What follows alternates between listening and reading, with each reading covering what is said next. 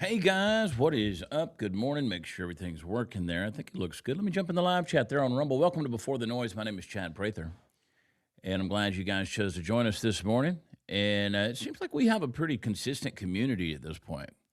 Like it seems to be kind of the same numbers every morning. So welcome. I'm glad you guys are choosing to stick around. Hopefully, you're telling people about Before the Noise and getting more people up in the morning. It's kind of a good way to start the day, isn't it? Like, I enjoy this tremendously because it helps me get refocused, recentered, realigned, all of the things, and the discipline of just having to study the scripture as we go through it. And one of the cool things that I've discovered, something I've never really thought about until I guess the last 6, 7 months that we've been doing this, is when you work methodically, and they call it expositorily, when you work in order through the scripture, you deal with things you typically wouldn't deal with. And you deal with topics that you probably wouldn't choose. And so this has been very good for me. So thank you for holding me accountable to that. I'm glad you guys are a part of what we do every day. I know it's early, especially for those of you out on the left coast. Speaking of which, Party Foul Steve is in the studio, and he'll be there for when we switch over to the Chad Prather Show in an hour. Hopefully you'll stick around for that. And he's out there on the left coast, so be praying for him, man. And I'm glad you guys. It's bright and early, bright and early.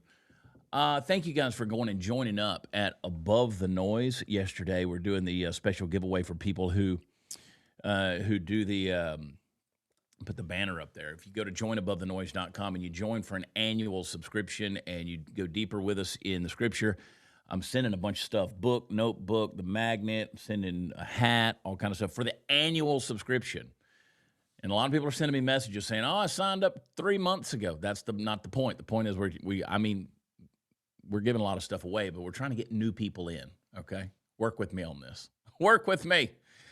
So go over to joinabovethenoise.com. Anyway, a lot of you guys are going to get some surprises in the mail if you've sent me a message, so I'm excited to be able to do that. Anyway, having fun. We're going to pray in a minute. We're working our way through the book of Mark. We're in chapter 2, verse 13. Just 4 verses today, Lord willing, unless he takes us further. But Mark chapter 2, verse 13. What if the people that you think are the furthest from God, I mean the unsavable, these people just cannot be salvaged, they can't be rescued, they can't be redeemed, these people are so dirty, so wicked, so nasty, they are so wicked and guilty in the court of public opinion, they are just disgusting human beings. What if the people that you think are the furthest from God are actually the ones that he's walking straight towards and calling right now? See, I'm going to prove to you why modern conservatives in America would reject Jesus. You're not going to like what I'm going to tell you, but the conservative movement, the conservative podcast movement, the whatever you want to call it, the what are they? The truthers? Oh, I don't even know what they call themselves. All these people out there they got everything is. You'd reject the people that Jesus is calling, and I know because it resonates in my own heart. There's some people that you just don't want Jesus to call. Like, that person, I don't think that person needs to be saved. They've just done too many bad things. They're just not a good person. We live in a day and age where we just don't want some people redeemed. We have politicized and labeled and categorized certain people in our life so much that we just don't want them redeemed. How dare Jesus try to work in somebody like that's life? What if the moment that offends your sense of right and wrong is the exact moment where grace is doing its absolute deepest and most real work? Because there's a scene here, and I'll just go ahead and spoil it for you. He's going to call a tax collector to follow him, to be his disciple. This guy named Levi. You know him as Matthew. Matthew writes a gospel later on, the first book of the New Testament. He's going to call that guy to follow him and be a disciple. He's the worst of the worst. The worst of the worst. Just a garbage human being. And I'm going to show you what happens here. And this scene is going to challenge everything we think we understand about who Jesus chooses them, how he chooses them, and where he chooses to be with them in their life. And man, some of us are going to miss Jesus in this because we've already got our categories mapped out about people that can't be redeemed, don't we?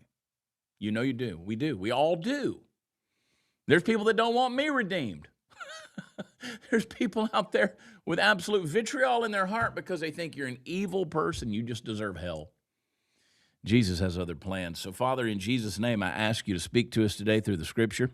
Open our hearts. Lord, help us to have the heart like you do for people created in your image, people that are redeemable, that we just see as refuse in many ways. So, Father, break into our life right now. Expose us first. Expose our wickedness. Search me, try me, see if there be any wicked way in me, Lord, so that I can come back to you. So, Father, I just confess the sin of that judgmentalism, and I pray that you'll help break that off in Jesus' name. Amen. All right, let's dig in. We're in Mark chapter 2. Everybody's here. You're ready to go. Let's see who we can offend, not for that purpose, but sometimes God wants to offend us with the truth. So, verse 13, Jesus went out again beside the sea. So he's out on the beach. All the crowd was coming to him. You're starting to see the pattern. Everywhere Jesus goes, the crowd's coming, not so they can follow him, but so they can see this sideshow miracle worker, this guy who's teaching with authority, but he's backing it up with these powerful works. And it says he was teaching them, verse 14, and as he passed by, he saw Levi, the son of Alphaeus, sitting at the tax booth, and he said to him, follow me. And he arose and followed him.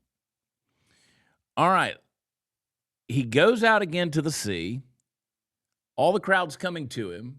He's teaching them. There's a movement building. Jesus isn't operating in the shadows. He's not obscure anymore. He's not bouncing around in house to house. Now he's out before now he's been in the synagogue. Then he was in Peter and Andrew's mother's house, and then he was teaching in another house there in Capernaum, and they tore the roof out. We saw that yesterday. Lowered the paralytic down to him. He's been synagogue, house. Now he's out in the public, and the crowds are coming out. He's out on the beach. The people are pushing in. There's something about him that's drawing everybody close. And he's doing what he's always done. He's teaching. The truth is going out. He's proclaiming the kingdom. The kingdom of God is being revealed in real time. He says the kingdom of God is at hand, which literally you can put your hand on it. So here's what's wild in the middle of all of this momentum that's happening. Jesus is not distracted by the crowd. Most of us would be.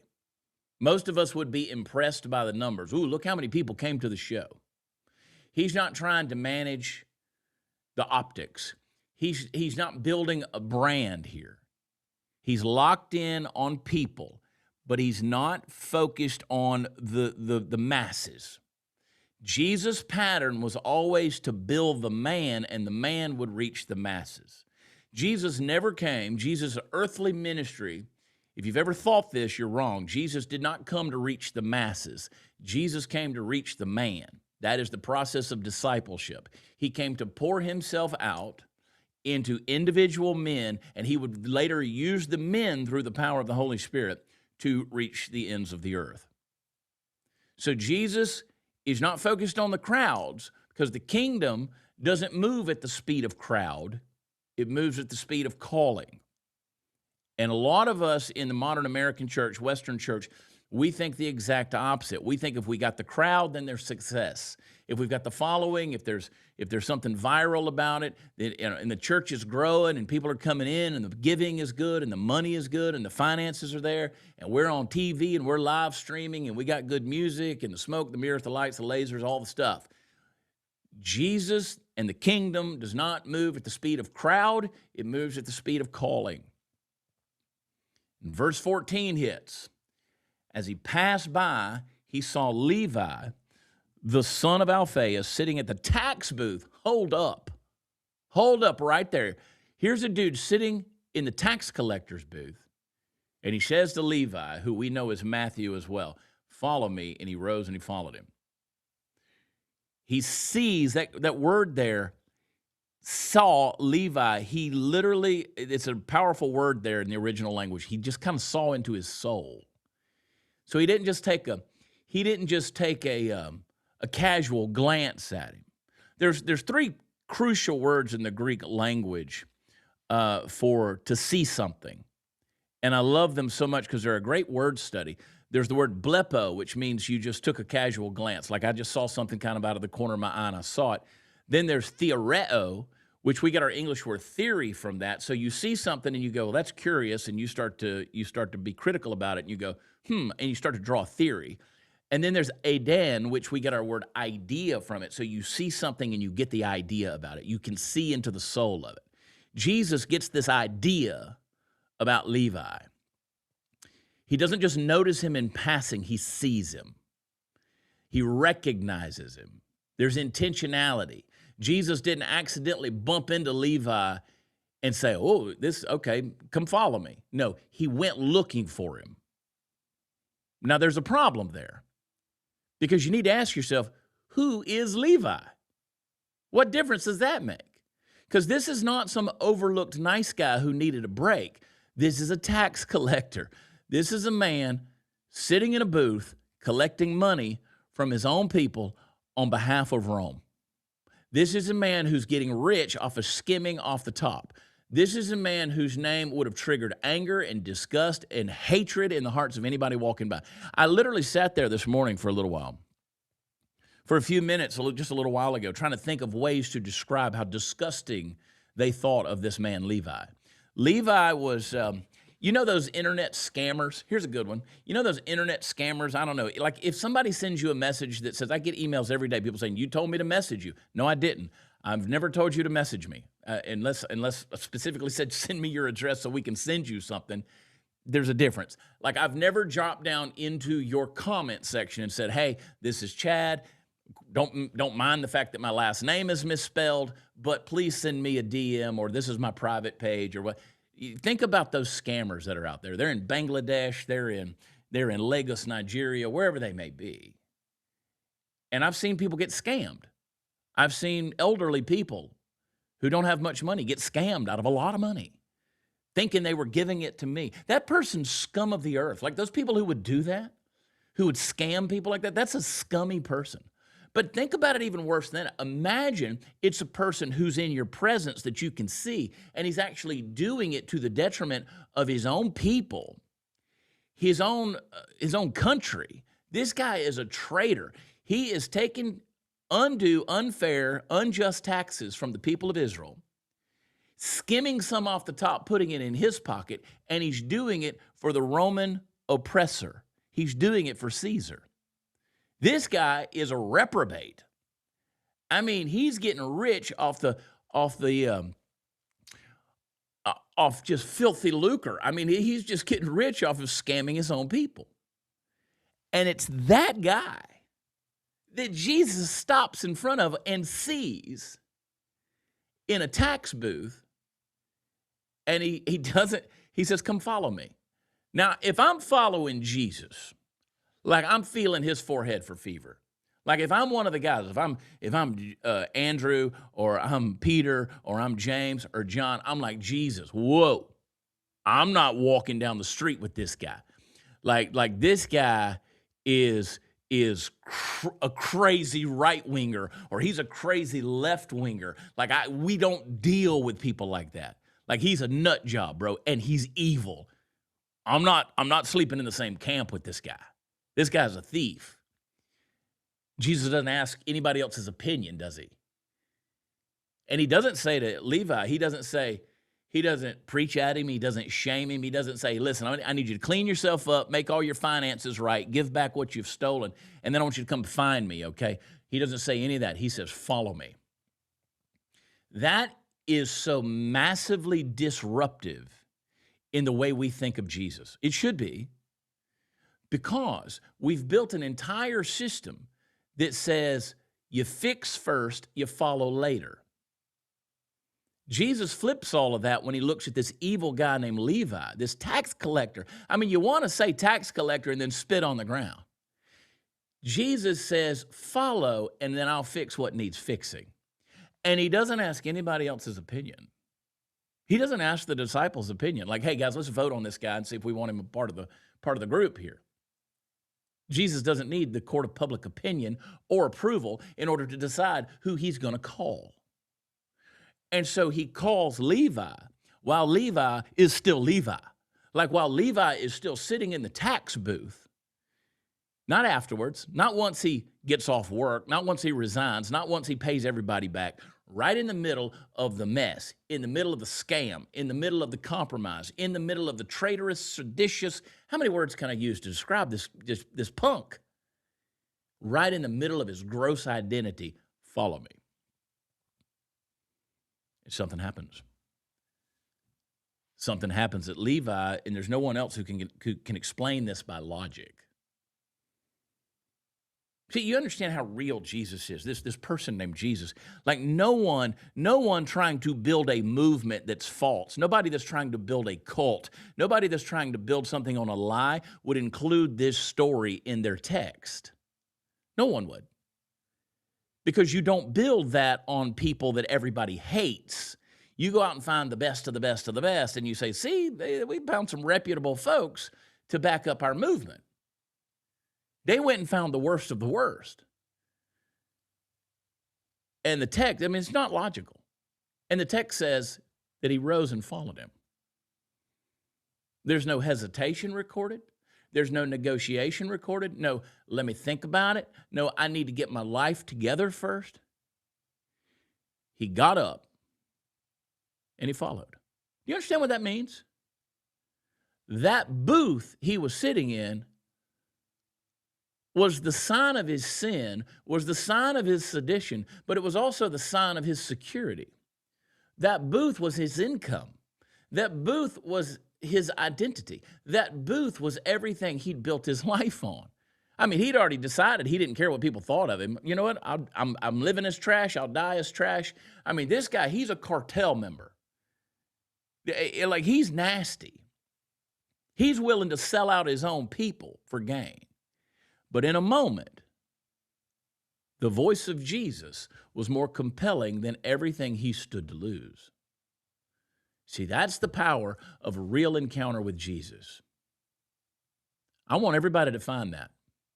Because when Jesus calls you, and I've had multiple experiences in my life where Jesus has been so real, his voice has been so loud in my life.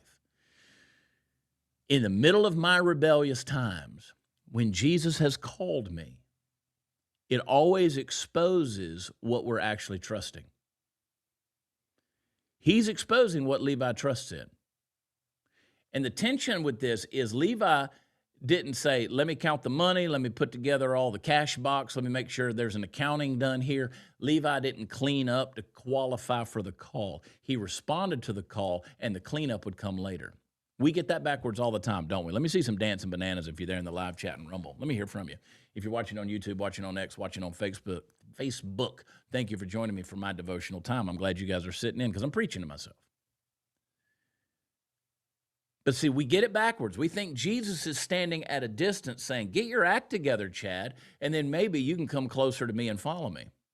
No, see, Jesus walks up right up to my tax booth, the sign of my sin, the sign of my security, the sign of my identity, the sign of my gross negligence and traitorous heart. He walks right up to my booth, and he calls me out of it. He walks right up to your barn and calls out your mule. Right now, as you are, and don't miss it. There may be a call, but the call requires movement, doesn't it? Follow me is not a suggestion. It's an invitation that demands a response. Levi could have stayed seated and just said, is he talking to me? I don't think he's talking to me. I'm just ignore him. Yeah, the guy's crazy. The guy's nuts. He's the teacher that I hear he's been doing these, whatever you want to call them, miracles, demons, right? Okay, sure, demons. He's casting out demons, whatever. I'm going to sit here and count money. Levi could have stayed right there in the booth. Could have ignored him, could have justified his position, but it doesn't do that. He got up, which means at some point, the grace that calls you, the grace that calls me, has to be met with the obedience that moves me into position to follow him. So watch this. What are we still sitting at that Jesus already called us away from? What is your booth? Comfort, control, relationship. You know it's not aligned with God and God's will for your life. I'm dealing with somebody right now. I'm talking with somebody who's in a relationship. And that relationship is 100% not in alignment with what God has for that person's life. And I keep saying, you got to walk away from that. You got to walk away from that. They're not married. They're toxic. You got to walk away from that. And he'll do it for a day. Then he goes right back. Then he's like, I don't know what to do. I've told you 6 times now what to do. Now don't come to me again because I've already told you. You're in something. You're sitting in a booth. You're sitting in the place of security. You're finding your identity in it. You have a mindset that's keeping you stuck. What are you holding on to that's making you stop? You have a version of success that looks good on the outside, but it is treacherously traitorous and hollow on the inside. You don't care what people think about you. Levi didn't care. He'd already heard all the bad names. Every time he walks to work, somebody's shouting an insult at him. He doesn't care. Go count my money.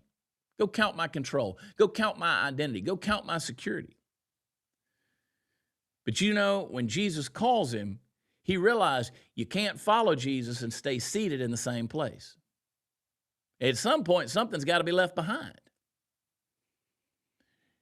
So how many of you say, okay, I want to follow Jesus. I'm willing to leave it behind, but you don't know what I've done. Stop waiting to clean yourself up before you move to follow him.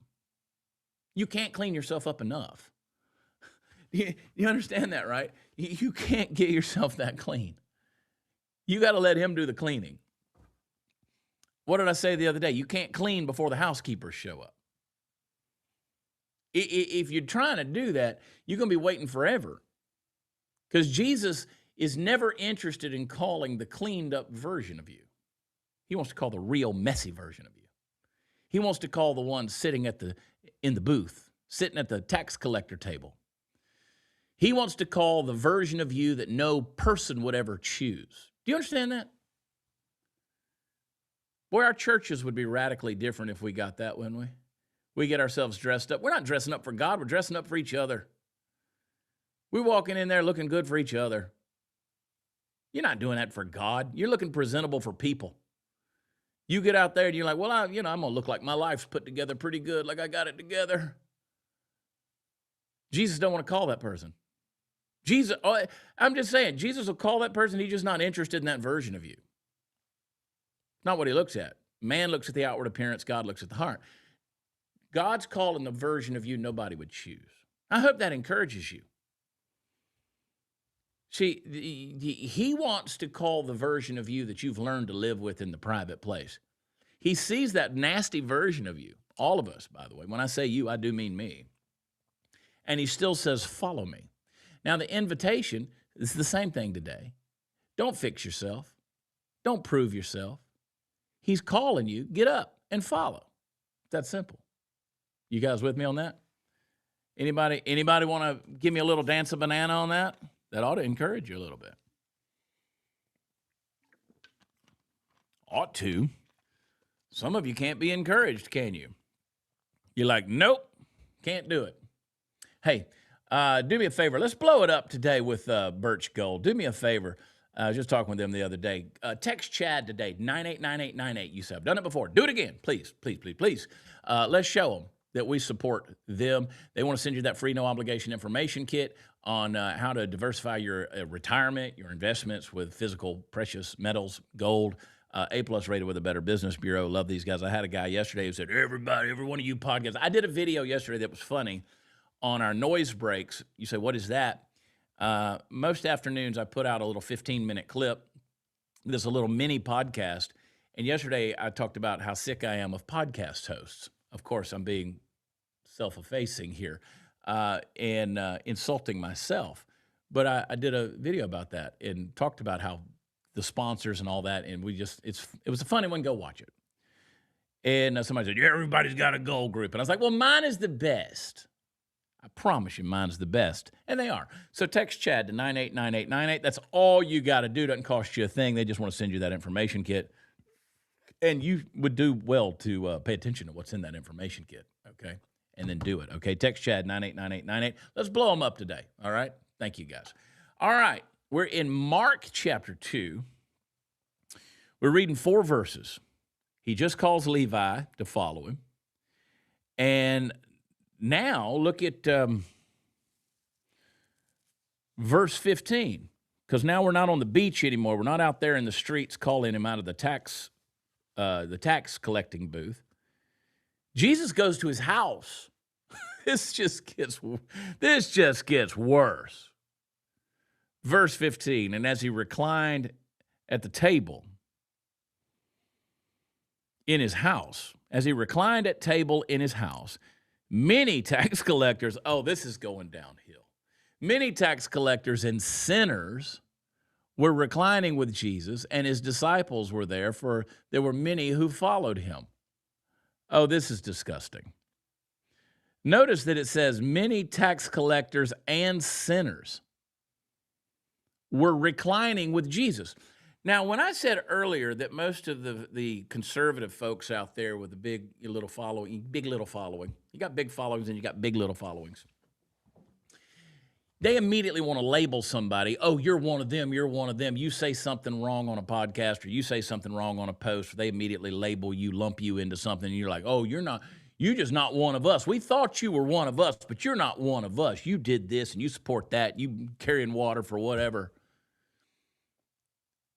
This is where most of those people would have walked away from Jesus.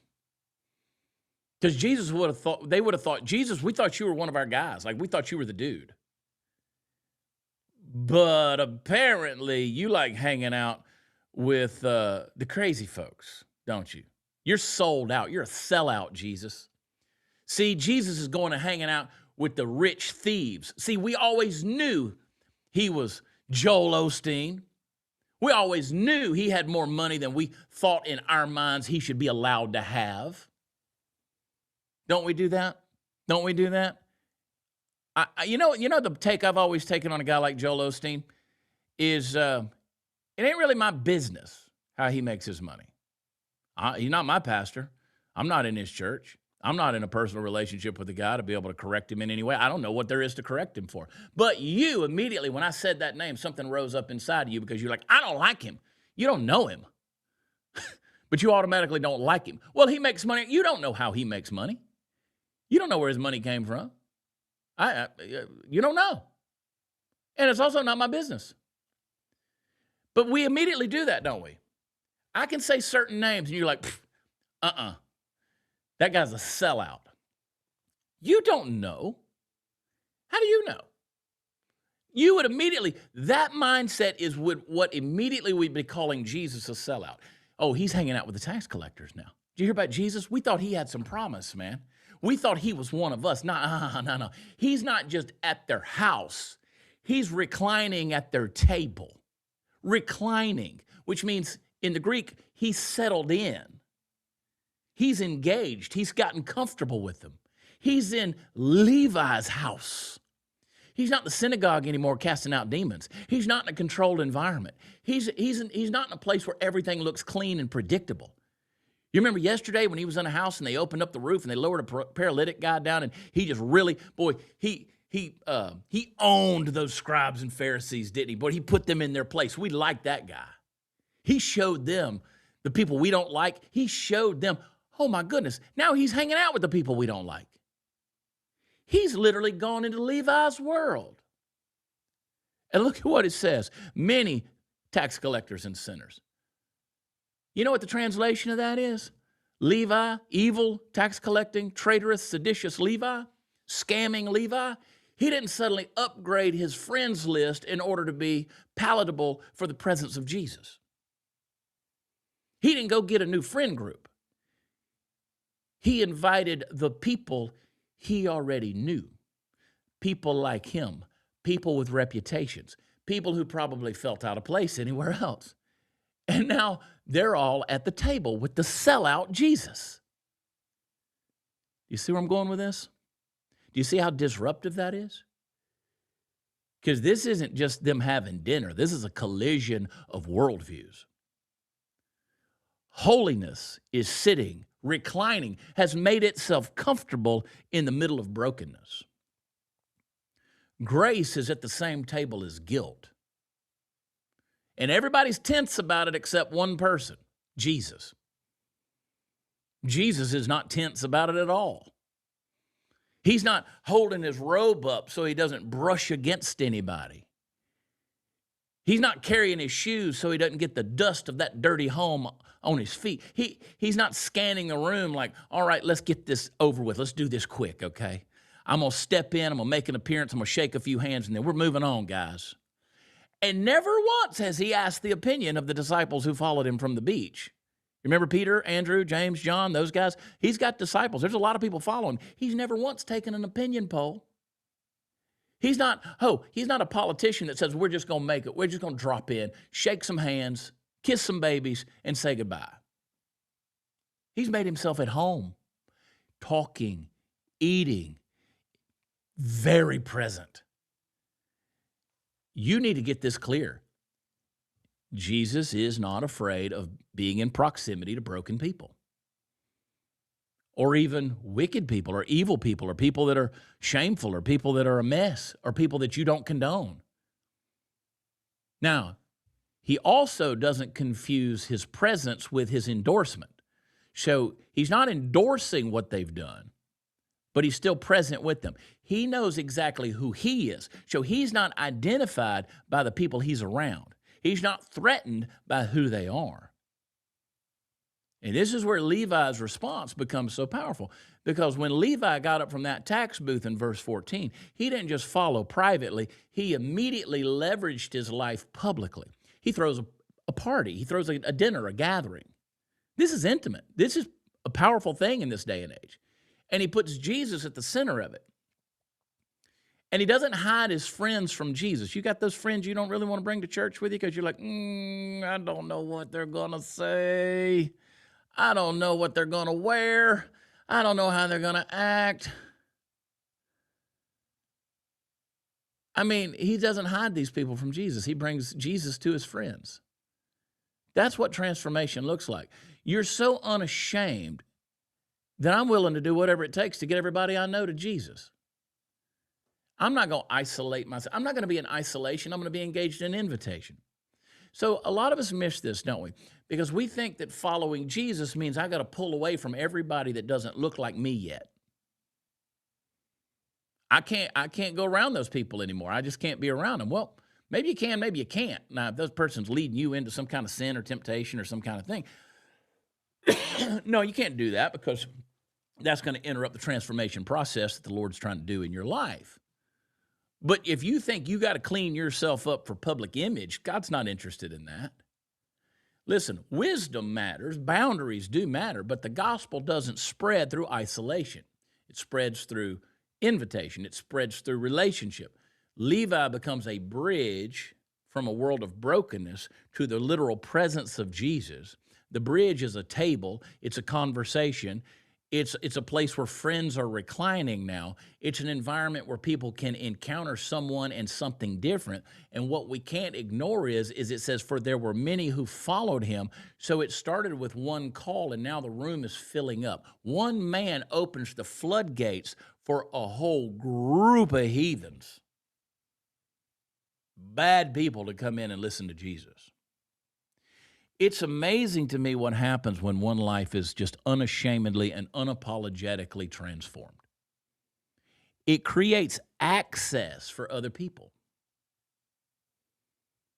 You know, one yes said to Jesus opens doors for multiple encounters down the road.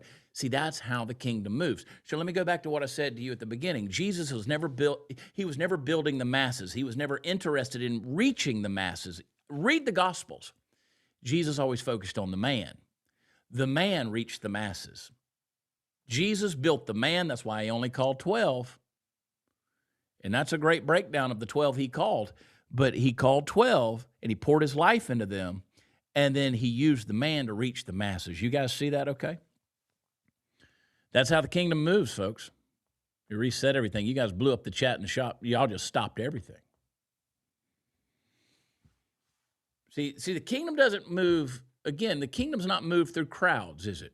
It's not moved through the platforms. It's through Jesus being in proximity to our lives. So it's not built through preaching. It's built through presence. So look around. Who's at your table? I'm not talking about who you sit next to at church. I'm talking about your actual life. your home, your family, your conversations, your relationships. Uh, those people that are far from God.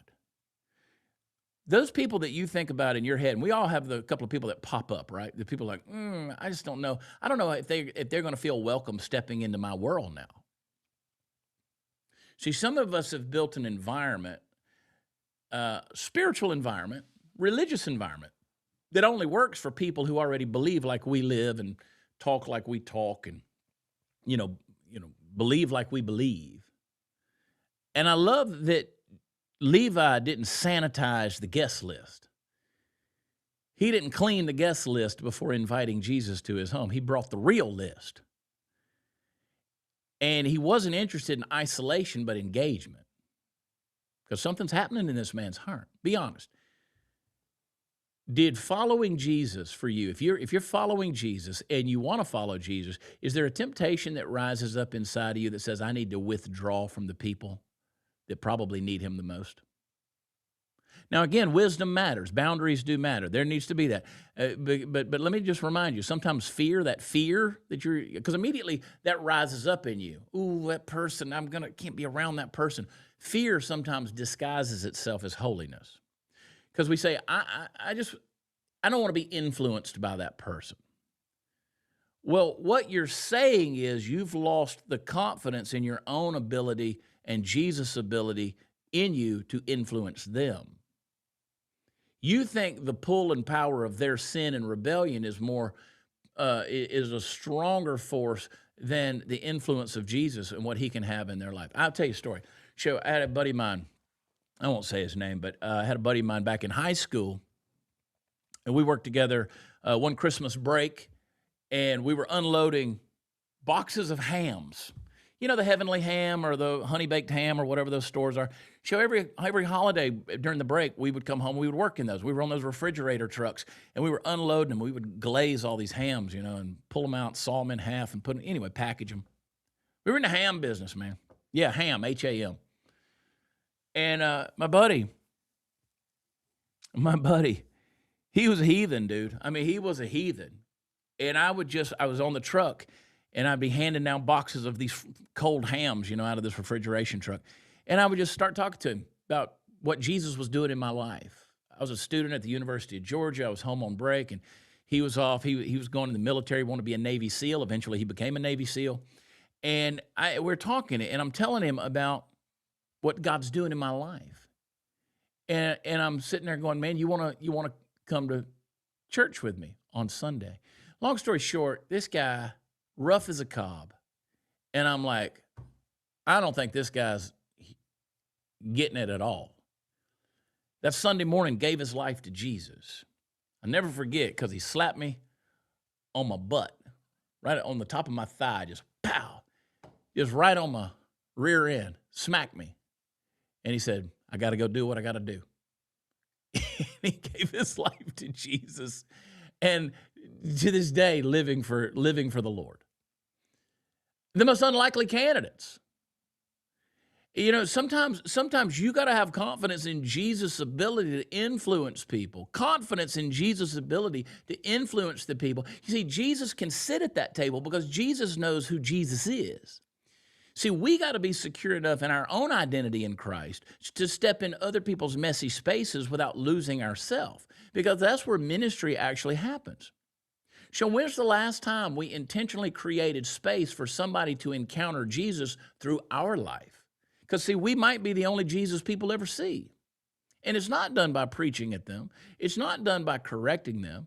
It's done by inviting them into proximity, into a closeness where they can encounter Jesus. So maybe that is a meal. Maybe that is a conversation. Maybe that is a phone call. Maybe that is hey, let's get together and go eat some chicken wings and maybe have a beer. I don't know what it might be. But a moment where they can see something different about you. Because Levi didn't argue his friends into transformation. He introduced them to Jesus. And that's still the strategy. See, some of you got lost on the fact that I said, go have a beer. See, you're already back in your religious categories again, thinking, oh, I can't step into the mess. Then don't step into that mess. If you can't, you can't. You know your boundaries. But not everybody has your boundaries. Some people just need to be real in the mess and say, this is the world we live in. And you know what? Jesus has entered into the world we live in, not for us to fix ourselves, but so he can step in and fix us in spite of ourselves. So look at this room they're sitting in. Jesus is reclining. He's made himself at home in the middle of these seditious traders. There's voices, there's laughter, there's stories. There's broken people sitting shoulder to shoulder. And right in the middle of it, there's Jesus. Jesus isn't avoiding it. He's not sitting outside saying, I can't go in there, and condemning it from a distance. He's redeeming it from within. He's right in the center of the room. So the question is not whether or not he's willing to sit at the tables. He is willing to sit at those tables. The question is whether you're willing to bring him into your table. See that? Man, this is so good. It's so real.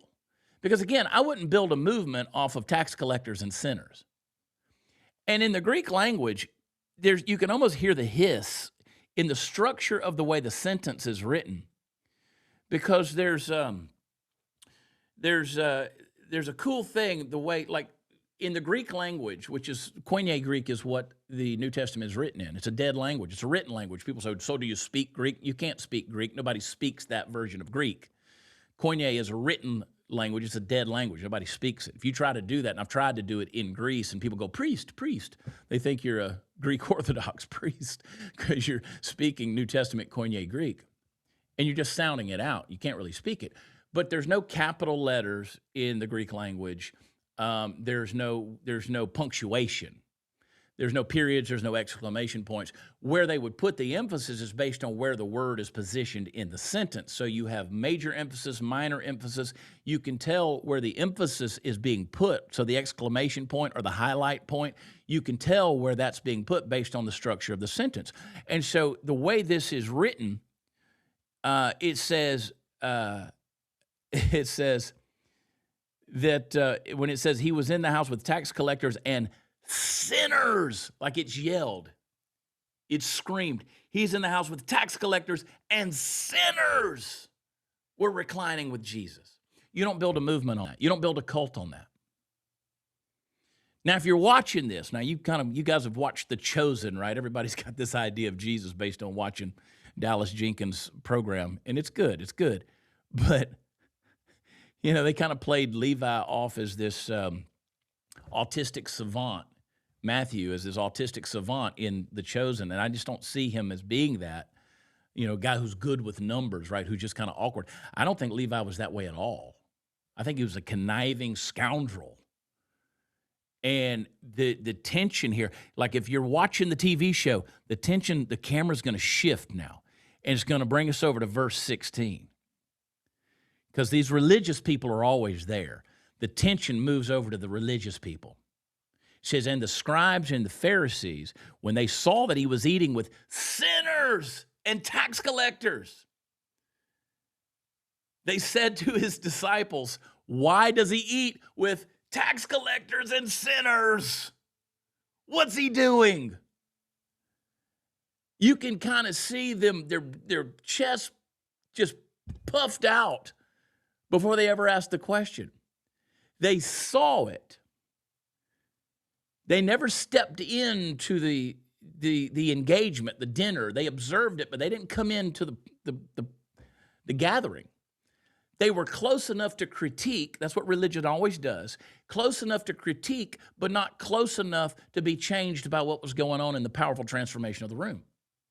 Man, that's a dangerous place to live, by the way, because you can be near what God's doing and still completely miss it and judge the whole thing.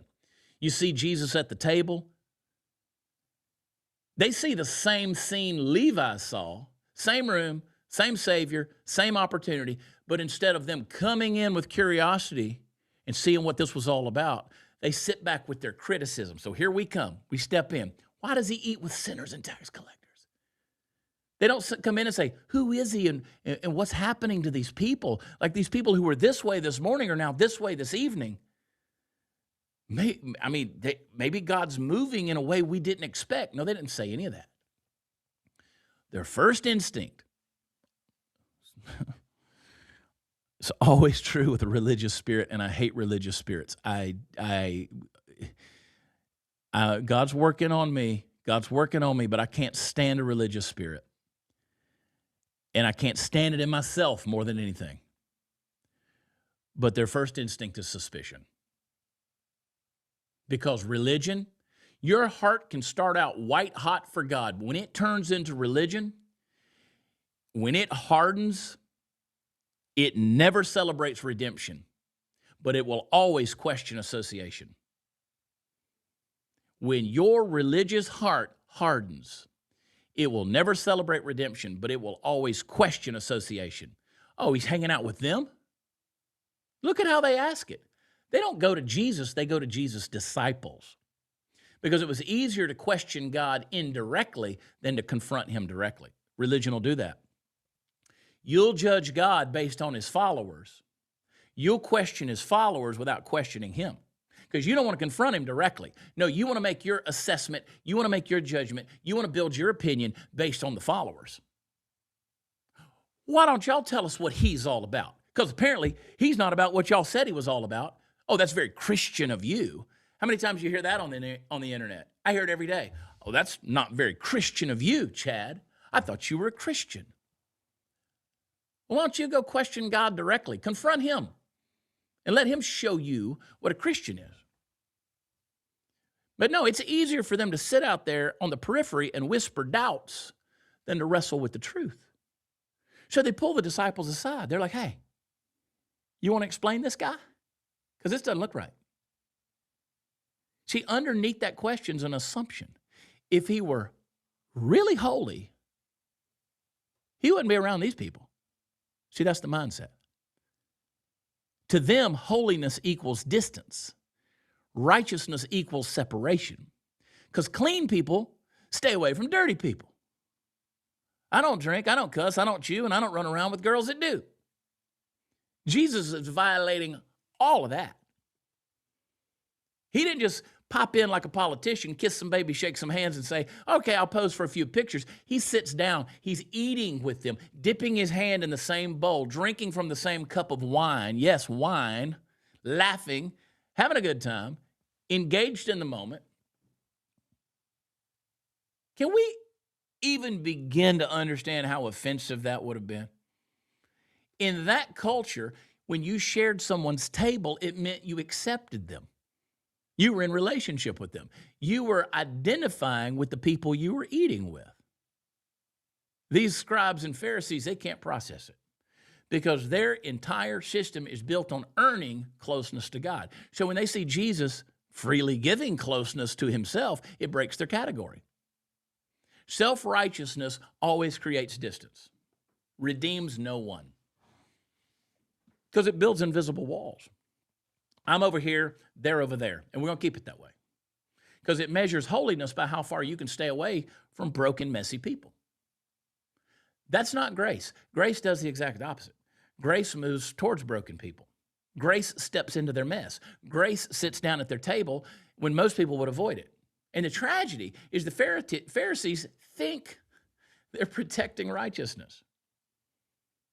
And they're actually isolating themselves from the very mercy of God that they need themselves. Because while they're standing outside evaluating the room, Jesus is inside transforming lives. They're outside talking about sin, and Jesus is inside redeeming sinners. They're outside debating theology. Jesus is inside the room changing lives. So the question is about not just them, it's about us, me and you. Come on, family. This spirit still shows up in us today. It just dresses differently. We spend more time critiquing sinners instead of reaching them.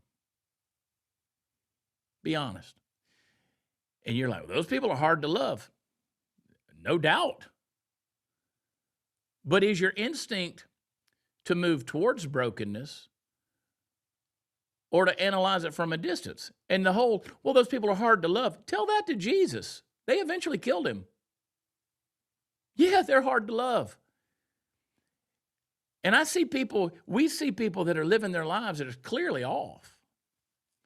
We look at that. Does it break your heart or does your posture stiffen? You know, I do the reaction videos every day where people are crazy out on the streets, and I used to go pretty harsh on them. These days, I've kind of gone easy on them because I watch those videos from a different lens these days, and I see broken people, and it breaks my heart. Now, I think they should be called out. I think they should be confronted because bad ideology, bad worldview, bad faith, all those things, I think bad behavior should be confronted. But it breaks my heart.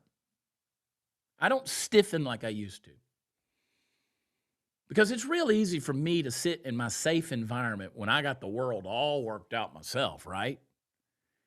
And for me to sit back and through a screen point at everything that's wrong out there. It's a lot harder to step into people's messy spaces and carry the presence of Jesus into their life. And we want to stand outside the rooms that Jesus has already walked into and then critique Jesus for doing it, judge Jesus for doing it. Because there's places, there's people, there's conversations, there's environments that we write off, and Jesus is standing in the middle of it. He's working, he's drawing, he's calling, he's transforming, he's telling the truth, he's actually enjoying himself. Shocker. And if you're not careful, you become so committed to looking right that you miss being part of what God's actually doing in making people to be right. So have we confused separation from sin with separation from sinners? Because Jesus never blurred the line on sin. He always knew who he was. And he didn't leave people the way they are. But he never built a wall between himself and the sinners either. He held truth and proximity at the same time. So that's the tension where real ministry lives. So the Pharisees, they're standing outside saying, hey, why would he do this? Like, why would this guy go in that room? And I'm going to tell you why. But before I move to that, let me just say, feel this moment with me. There's always two groups of people in every story like this. There's those who get up and come to the table that the world thinks doesn't belong there. But then there's always going to be those who stand outside trying to figure out why those people shouldn't come to the table. And the only difference between the two groups is whether you think you need what Jesus came to bring, okay? Because if I'm standing outside, I think that I don't need what Jesus came to bring. Hello? If I'm sitting outside in judgment, are you guys even, is anybody even watching this anymore? I don't even know. Are we alive or is this thing real? Is this people happening? Is this a live deal? If you're standing outside critiquing and judging, then you don't think you need what Jesus came to bring. That's telling. So look at what happens here. Why does he eat with the sinners and the tax collectors? Verse 17. When Jesus heard it, he said to them, ooh, boy, here we go. Those who are well have no need of a physician, but those who are sick. I came not to call the righteous, but sinners.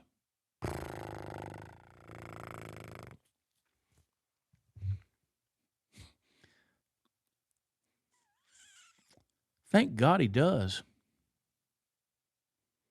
Thank God he does, man. Didn't call the righteous. I came to call sinners. See, this is not just a clever analogy that Jesus gives. This is a mission statement. They that are well have no need of a physician. He's not saying there's actually people who are spiritually healthy. He's exposing those people's religious perception. Because there's people out there who think they're fine. They think they're well. There's people out there who have convinced themselves that they're just fine with God. They've learned how to behave, how to present, how to manage image, how to check the right boxes. And somewhere along the way, they just stop seeing their need. If you don't see your need, you'll never seek a Savior. If you don't feel the sickness, you'll never seek a physician. The doctor is for the people who know they're sick. The doctor doesn't build a practice around healthy people. The doctor moves towards sickness, towards brokenness, towards need. Jesus is saying, that's my lane. I came not to call the righteous, but the sinners. That is both offensive and freeing at the same time. Offensive because it shatters the illusion that you can earn your way into this. But it's freeing because it means your brokenness is not a barrier. It's the very thing that qualifies you to come to the physician. You can't receive what Jesus is offering if you're pretending you don't need it. And the only people who miss the doctor are the ones sitting in the waiting room insisting they're not sick. And that's exactly where the Pharisees are. They're standing outside the house, close enough to hear Jesus, close enough to see what's happening, but they're too convinced of their own righteousness to step inside and sit at the table. Because, see, now you see both groups clearly, don't you? Levi knows exactly what he is. He's been called that every day by people in the street on his way to work. He gets up, follows, throws a party, sits at the table, finds life. The Pharisees, the religious people, they believe there's something they're not, so they stay outside, question everything, critique and judge, and miss the moment entirely. So the difference is not behavior, it's awareness of where you are in your condition. One group knows they're sick, the other group thinks they're performing wellness. Jesus makes it unmistakably clear. I didn't come here for your performance. I came for your surrender. Where have we convinced ourselves that we're just fine?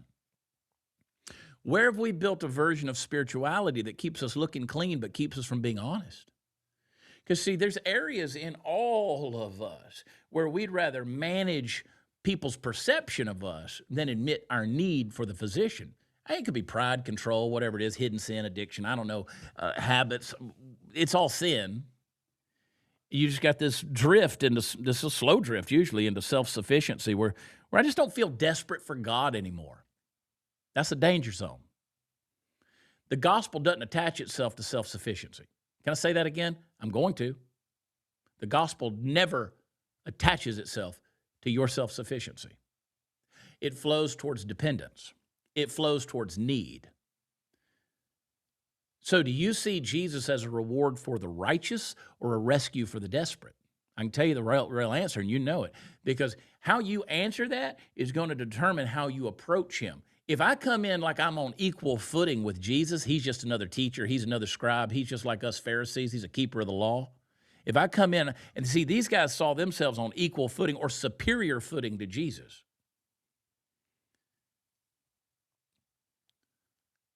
If you come in with this idea that you're on equal footing with him, you'll never get desperate for your need, with your need for him.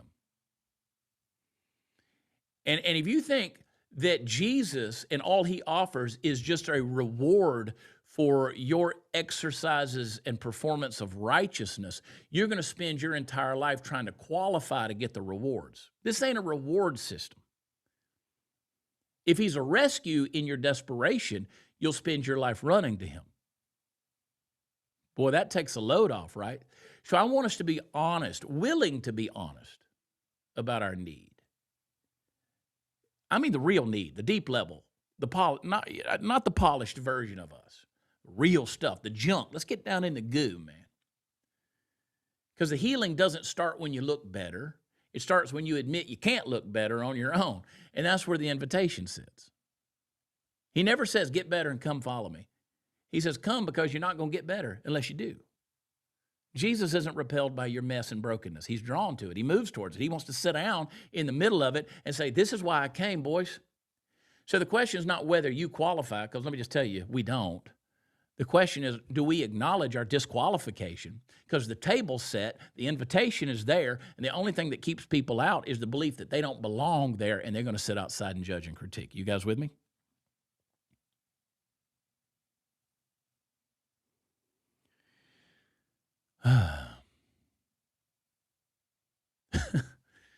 You guys are fun in the chat, man. I see it all. I see several different things. People just bound and determined to be miserable. You don't have to be. You look at this. Jesus, we're going to fold over into the Chad Prather show here in just a little bit. If you'll stick around, we'll deal with some of the topics of the day. I don't necessarily want to. I enjoy this far more, but we got to, and we will. I hope you'll stick around. I want to stick around because you'll stick around. I don't want to do this by myself. Let's sum this up. Jesus is out on the shoreline. He's got a shore. It's crowded with people. And all these people want something from him. Instead of giving the masses what they want, he stops in front of one man named Levi, who honestly didn't want anything to do with him. Levi wasn't chasing Jesus down. Jesus came to him, saw him, sat in front of his life as it was, not cleaned up, not rebranded, not fixed, and he just says, follow me. And Levi got up and followed Jesus. Everything changes. He didn't understand what he was walking into. Jesus didn't wait for him to earn anything. When he responded, he became a disciple of Jesus Christ. And then they go to his house, and the table starts to fill up with sinners and outcasts and people with stories and people with baggage and people who don't belong anywhere else. Jesus sits right in the middle of them like he's exactly where he's supposed to be, because he is. And outside, the voices start: questions, criticism. They're trying to make sense of grace that doesn't fit their system. Jesus doesn't adjust his mission to, let me say it better. Jesus doesn't adjust his mission to match our expectations, does he? He defines it. I come not for people who think they're fine. I came for the people who know they're not. In the whole passage here, these 4 verses we've dealt with over the last hour, they come down to this. There's only 2 postures in the room: people who get up and come to the table, and people who stand outside trying to justify why they shouldn't come to the table. It's not about how bad you've been. It's about whether you're aware of your need. Levi knew he had a need. These sinners knew they had a need, so they ran to Jesus. The Pharisees, on the other hand, they thought they knew who they were, and that's why they stayed where they were. Are you still sitting at the table that you need to leave? Are you holding on to whatever's making you stop? Or are you standing outside of the table that Jesus is inviting you into? Because he's still calling, just like Levi. He's still walking into the places that nobody expects. He still wants to sit down with the people that others want to avoid. And he always says the same 2 words that change everything: follow me. And the moment you get up, that's the moment your story actually begins. So would you follow him today? I think that's the thing. I think that's the question we leave ourselves with. Are we going to follow him today? I want to follow him today. I'm a mess. You get around people who know me well enough, they'll tell you, yep, he ain't lying. Chad's a mess. I've been a mess for 53 years. But I ain't the same mess I was, I can tell you that. You know why? Because he's fixing me. I'm not fixing me. I can't fix me. I don't have the capability. I don't have the tools in the tool chest to fix me. But Jesus can fix me.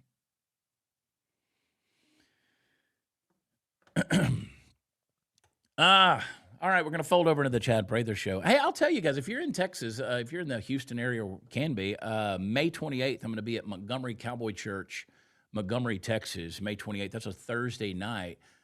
You can go to my website, watchchad.com, and there's a registration link. It should be up there by now. May 28th, Montgomery, Texas, Montgomery Cowboy Church.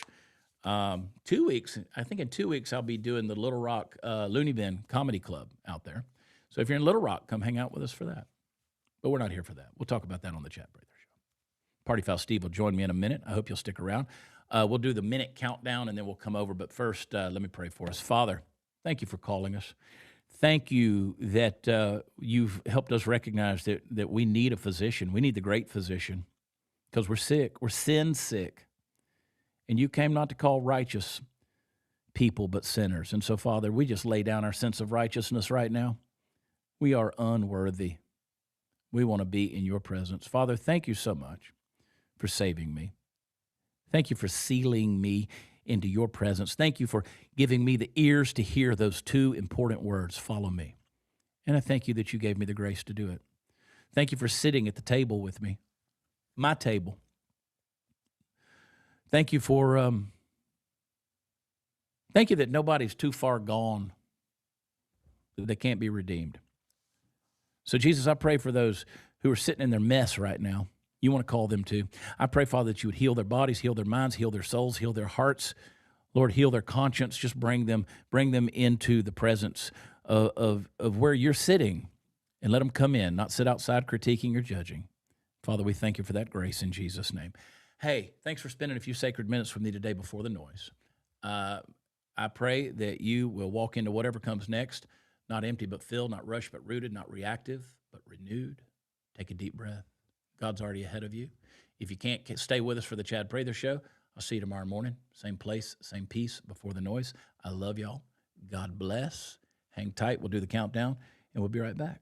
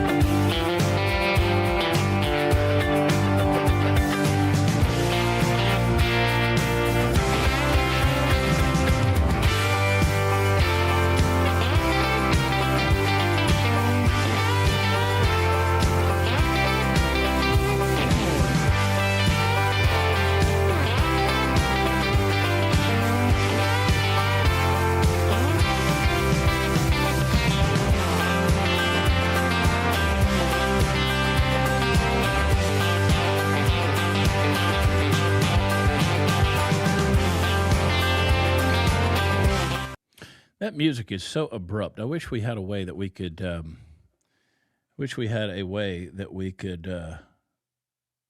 me remove that from the scene. Wish there was a way that we could just bring that down into like a little crescendo that we just start the show again. Welcome to the Chad Prather Show, guys. There was a time when evil had the decency to at least try to hide. It doesn't anymore. That's the unfortunate thing. I don't know how many of you guys were watching. I don't even know when these award shows or the Met Gala or what the Met Gala is or whatever, but I was seeing some of that. I woke up this morning and was looking. I was looking at social media just for a second, checking the news, and goodness sakes, man. Evil is on display. It just is. Well, it's art. No, it's evil. It's evil. And I think you guys will agree with me. There was a time when evil had the decency to at least try to hide, lurk in the shadows, whisper instead of shout. But we've laundered it, we've laughed at it, we've labeled it, it's just art. No, I think we've seen enough to know that evil has gotten out of bounds. They're coloring outside the lines these days. They have been all along, but now they're putting it in front of our faces because there's no accountability for it. And I'll tell you what I mean more about this later on as we get into the program. We'll bring Party Foul Steve on because I know Steve is an ardent viewer, watcher, keeper upper wither of the phenomena that is the Met Gala. Some other evil going on in our world besides just the flaky, elitist celebrity cabal that's out there. But man, we got a lot of evil in our world, don't we? It walks down Main Street with a parade permit. And you know, the problem that I have is we just got through talking about Levi in Mark chapter 2 and how he was such an evil scammer. And the difference between what Jesus did with Mark is Mark, you know, Levi, I'm sorry, he goes to that tax collector and he doesn't leave him the same way. He doesn't go in and condone his sinful behavior. When he says, follow me, he's basically saying, we're going to transform your life. We're going to fix your life. But see, we don't just tolerate what's broken anymore. We platform it, don't we? We don't ask society to change anymore. We celebrate it. We have created a culture in which we give evil a microphone and call it authentic. And we've reached this point where calling out darkness is considered more offensive than the darkness itself. I posted a video the other day. We could talk about this more, about how there's the video of those kids who couldn't read. And how many people were defending, well, that gauche is a hard word. Like, I don't know the word gauche, Gauche. It's a French word. It means left. It's to be awkward. Gauche. Well, in all fairness, there's rules of grammar. You should be able to piece together the way words at least get close to the way they sound. But then to laugh off the fact that you don't know what it means and you don't care that you can't read, which is the point of the video. And I was saying that these teachers out here have time to release the kids out in the street to go protest Trump or whatever the protest du jour is. But they don't have time to teach these kids how to read. And I had so many people messaging me saying, it's the parents' fault. Well, these kids don't have parents. These kids, how many times have I said, hey, pull your kids out of the public school, parents, and educate your kids? Well, these parents, they need these teachers. So which is it? Do we need the teachers or don't need the teachers? I can't figure out which one we're supposed to come down on the side of. Because these teachers were messaging me saying, Chad, I'm ashamed of you for saying it's the teacher's fault. Well, if you're not teaching, then don't call yourself a teacher. Wild, radical idea, right? I mean, what a concept. I mean, you're the one who calls yourself an educator, but our hands are tied. Well, that sounds like you're in the wrong business. Like, I wouldn't want to go to a heart surgeon, need an open heart surgery, and the surgeon looks at me while the gas goes over my face and says, hey, we're going to do the best we can, but our hands are really tied here. See you on the other side. And the point is, we call out this stuff, and everybody wants to defend it. We call out illiteracy, or we call out evil, or we call over whatever ill is in our society. And people they think that calling out the darkness is more offensive than the darkness itself. You tell the truth, and it gets labeled as hate. And the world's confusion pronoun ideology, gender ideology, educational ideology, political ideology. The confusion gets crowned as courage. I mean, the fact that they've made heroes out of some of these politicians out there that aren't smart enough to tie their shoes. But no, let me digress. The real danger is it's not just that we have evil president in our society. We always have. It's that it's been normalized. It's been dressed up. It's been filtered and branded and has a PR backing and a marketing plan. It's sold back to us in the name of progress. And if you look at this stuff and say, hey, something's off here, then suddenly you're the problem. Evil doesn't stop being evil just because it's trending. The light doesn't stop being light just because people shut their eyes either. So the question isn't why is the world so dark? The question is who's willing to turn the lights on, because somebody's got to say it. Somebody's got to do it. Somebody's got to make a stand, right? That felt good to say. That felt good to say. Hey, I just did an interview last week with my boys Ron and Dr. Fong from Neutronics Labs. Neutronics Labs. I've been taking this stuff, and let me tell you, it's got me up in the morning, man. I'm pretty hyper these days. I'm feeling pretty good with this stuff that I'm doing from Neutronics. Go to neutronicslabs.com/Chad. They got all that long jack and stuff that I can't pronounce, that fenugreek, and it's a testosterone booster. This is for dudes because we eat bad and we don't exercise and we don't do things. And here when I haven't been able to do much because my arm is still, look at that nasty scar growing right there. Look at that thing. I got 2 of them. Can you see them? Scars are trying to heal up. I can't work out, can't do anything. I can walk. I've been doing a little walking.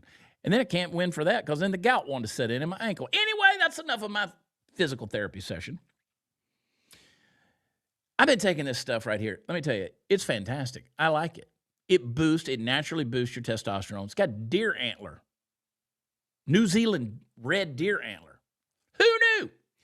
Got a 98% absorption rate. This stuff's fantastic. You get 50% off if you sign up on the auto ship. You just put it under your tongue. It tastes like candy. It's like a Werther's original. You put some drops in there every day, you boys are gonna be new men. They got the sleep formula. They got the long jack stuff, which makes you like a dude. I feel like a dude again. Trust me on this. This is good stuff. Go to neutronicslabs.com/Chad. And you sign up, use promo code CHAD. I spell it Chad for 10% more off. Good stuff. So trust me, I'm taking it. I like it. And I did a video with him on Friday. Go watch that as well. Men's Health, real deal. All right, let's get him on here. He's out there. It's bright and early on the left coast. You've been waiting for an hour to jump on here. Party Foul Steve, what's up, bud? Very bright and early, and I just found out yesterday that I'm going to be going to the opposite coast in about 12 days or 15 days, something like that. You're going to be West Palm. You're going to be. Is that where you're going, West Palm? Somewhere right there near West Palm. Well, you know that area. Yeah, I know that. I know where all the bar rooms are. We've had a few shows there in the West Palm area. We know some good spots over there. I was trying to remember that club we used to go to there. It's right there by the comedy club. Yeah, the Improv. I think the Improv shut down, didn't it? Permanently closed. Yeah, but that was the place that had the band on the back of the bar. That's right. All right, now I remember. Remember that? It's that big open pavilion out there where all the different venues, and it's got the band. They set up the band. The stage is behind the bar. So you sit at the bar, and the band's right in front of you. A cool concept, really. It is. There's a couple of casinos in Oklahoma that have that kind of same setup. But I don't know. I don't know anything about casinos. I don't know how much the bands like that, because when I was, touring with bands back, in my younger days, in my older days, Anyway, they just hated it, especially in a casino, because nobody's paying attention to the band. Nobody's paying attention to the band in the casino anyway. Yeah. But they pay well, so they keep doing it. Well, at least you'll be on a good time zone, dude. Get out of California. Yeah. And God bless those of you who are in California, but yeah. I'm ready. I've got about 10 or 11 days left. I'm not exactly sure. It's, government time. I got to talk to David. David, I love you, buddy. I know you can hear me. I love David so much, and David's nearing the end of the this campaign season. I think May 19th is the primary in Oregon, and of course, he is running for governor out there. He's in the Republican primary. He's fought really hard, and he's carried a lot of stuff on his shoulders. And so, I love you, buddy. But I was going to say, I got to tell David, don't put so many stories in this deal because I'm long-winded. I hate it for David. They didn't let him. They didn't let him. debate. They didn't let him do the debate because of he had like I think more number of people, but the money just wasn't there to get on the debate stage. Well, there were so many people, too, who went in to vote for him in the Republican primary. And this is telling, they were not able to find his name on the ballot. And the reason is because those people, when they got their ballot, they were still registered Democrats. So they didn't get the right ballot. And so Oregon kind of has a mess when it comes to that. These primary situations are a mess. But think about how many people who historically are registered Democrats who are voting for David because David's winning people over. Yeah. And doing a fantastic job. Nobody goes out in the street and confronts people with compassion the way David Medina does. I don't care where they are, what they're doing. David does a good job of that, and he shows them Jesus, and I love his heart. So, David, that's not me blowing smoke. I tell you that personally as well, when nobody can hear it, but I think everybody needs to hear it. David Medina's a good man. Follow him on social media at David Medina PDX on Instagram. You'll see what I mean. But here's this. So you got this megachurch pastor. Do you have a $100,000 watch? Look at Jesse Duplantis. Like, these guys are just kind of flaunting it at this point in time. But if you play Jesse. This is the thing that kind of frustrates me. Yeah, I'm hesitating to say. I don't want to say, 'cause I'm going to get all kind of crazy and let people fight me. You'll have jewelry cost more in your house. Where? I'm telling you, listen to me. I'm telling you. My first house cost $14,700. I'm giving you a chance to write your check out. $14,700. My second house cost $81,900, and this watch costs more than that. Are you gonna write me another letter? Let me tell you what. No. I can really give you. I don't. And Jesse's a character. I mean, Jesse's always told funny stories and stuff like that. But I mean, again, these prosperity preachers, they do what they do. You know, so people ask me, how should I relate to that? How should I relate to that? Well, again, it's like I said earlier about Joel Osteen. Like, how you make your money is how you make your money. But I just know that Jesus never called people with that message.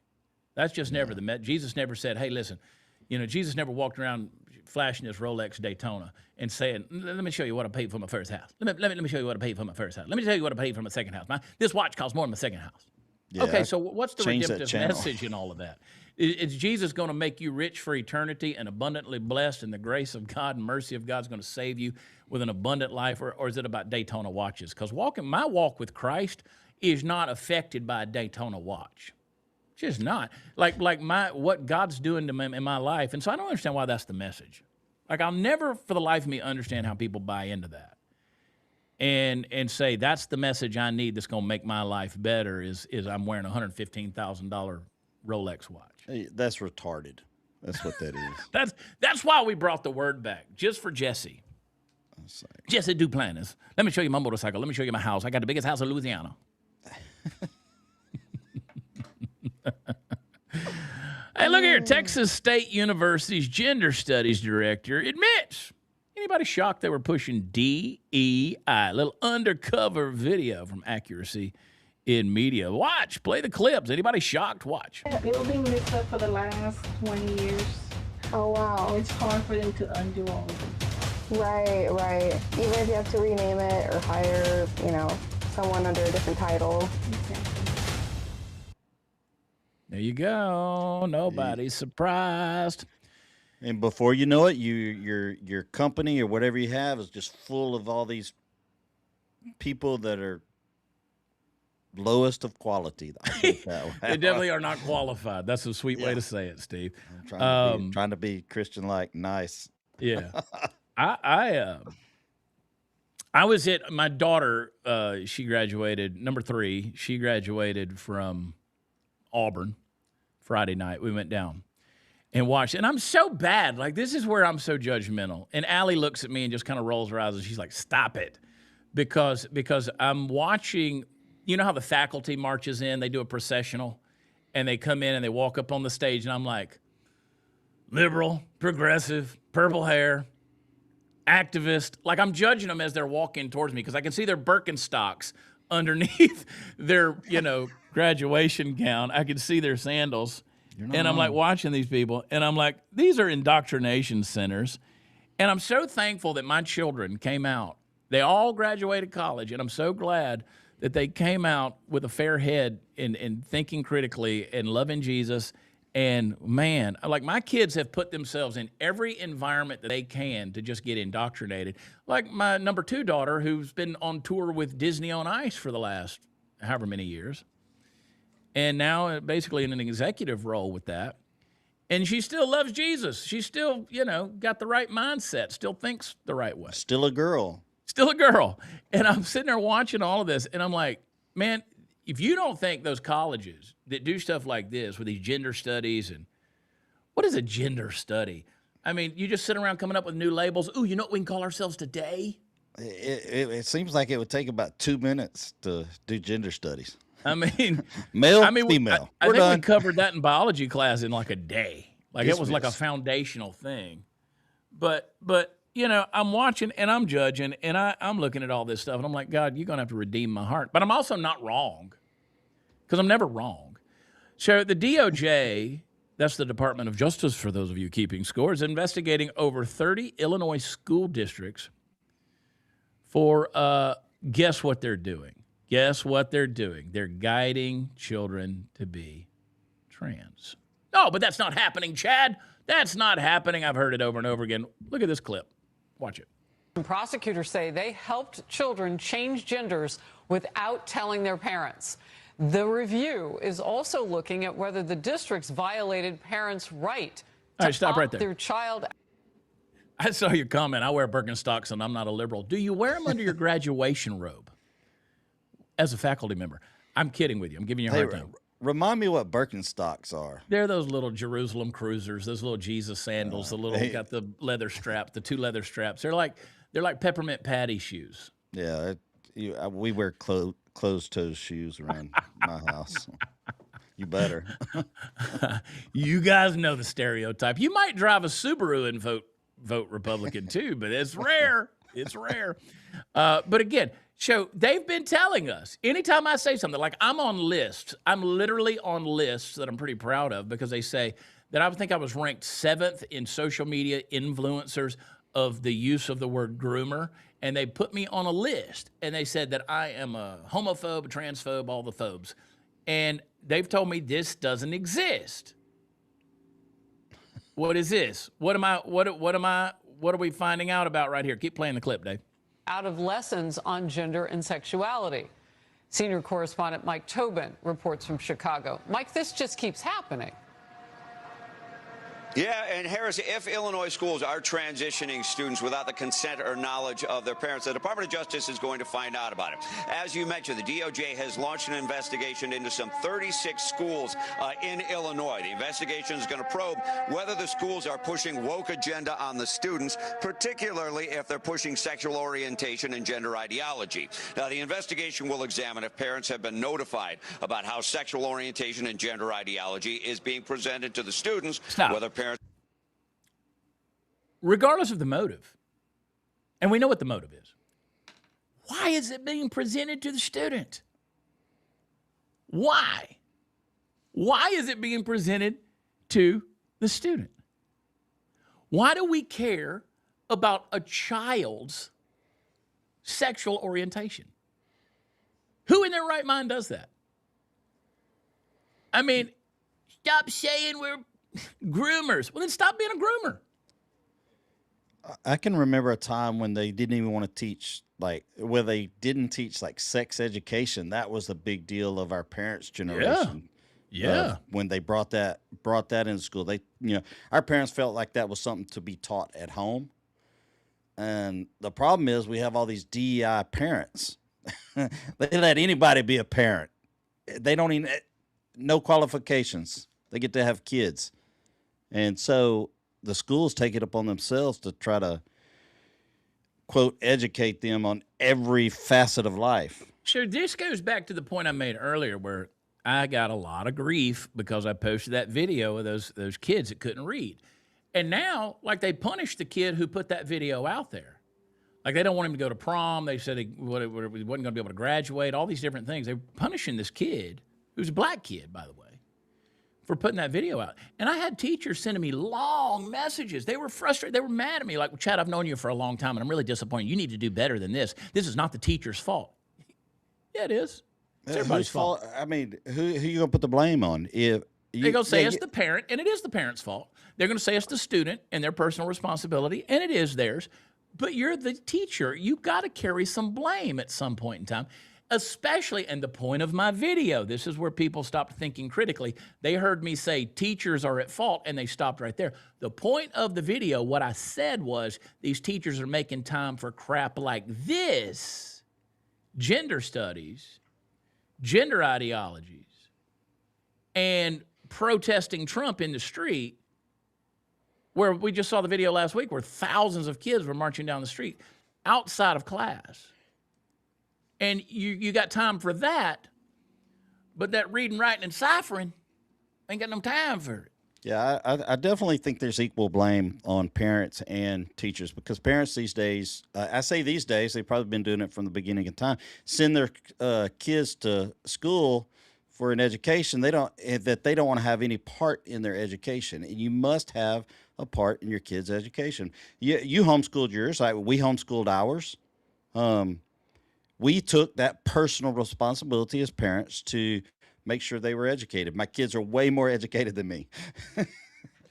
My kids are way smarter than me. You know this. My kids are wiser than me in so many ways too. It's kind of crazy to watch sometimes. But I have consistently said that the teachers are the victims of the unions and the system and the standardized testing. And, you know, the teachers do have a curriculum put on their desk that they have to teach and they have to push. Texas is the worst with the STAR testing, in my opinion, with the standardized testing. We don't know if those kids are getting educated. They're definitely not being taught to think critically, right? And so we could sit back, point fingers. For the longest time every day on the show when I was on The Blaze, I'd say, and by the way, get your kids out of public school and homeschool them. And people would push back on me on that. But I always remind people, in 1917, when the Bolsheviks took over in Russia, the first thing they did was they took the children out of the home, put them in communist schools because they didn't trust the parents to educate them the way the state wanted them educated.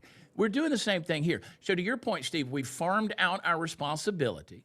Now, I understand, like my son, who's a math genius, there's only so far we could take that kid. And then we had to put him in a co-op situation where really smart people could educate him. And then he went to college because he was that smart. And I understand that. We definitely had to get some outside help in the education of our children, but it just was not in a public school. Well, we never at any point in time said, you know what, let's sit down and talk about what your gender is. Like, those things, that should be a lot of that is, and we're trying to make this like this is a mainstream issue. Well, it becomes a mainstream issue when you've indoctrinated them so long that they think that, you know, they're something that they're not, or that you're supposed to be. Like it is avant-garde these days. Like it's in style to question your identity and be something you're not. Like maybe there is an identity I need to go out and find. Identities, you don't go out and discover them and create them. They're given to you. God created you with an identity. Your parents give you an identity. And Steve, you and I have talked about this many times. One of my philosophies in raising children, and it worked, is we recognized, see, the biggest lie that parents tell their kids is you can be anything you want to be when you grow up. That's not true. That is a lie. And you don't mean it as a lie, but it's still a lie. You can be what God created you to be. And you're going to be very disenchanted when you grow up and you realize I can't be anything but what God created me to be. And you're trying to live with a mask on, trying to be something, that imposter syndrome, and you're never going to be satisfied because your identity determines your decision-making skills for the rest of your life. You get that messed up, and you're going to be confused on every path you ever take. Now, that's not hate. That's truth. That is truth. And you add DEI in it, you almost can be anything you want to be. Well, I mean, you can be. Like it's literally avant-garde to decide that I don't want to be what I am. I want to go be something else. And so these kids have been indoctrinated with you can be anything you want to be, and that is false. You can be what God's given you the grace to be, period, end of story. That's it. And you get outside of that, you're going to have some trouble. And so when you have an education system that's literally funded by billions and billions and billions and billions of dollars, that's like these young girls who get pregnant and these billion-dollar campaigns that are telling them that they can go and choose to end the life of their unborn baby. Like, there's a part of me that wants to look at these young girls and go, hey, you have this massive campaign built against you, and you don't know that what you're doing is wrong. We need to be speaking redemption into these girls' lives. My friend Victoria Robinson does a great job of that.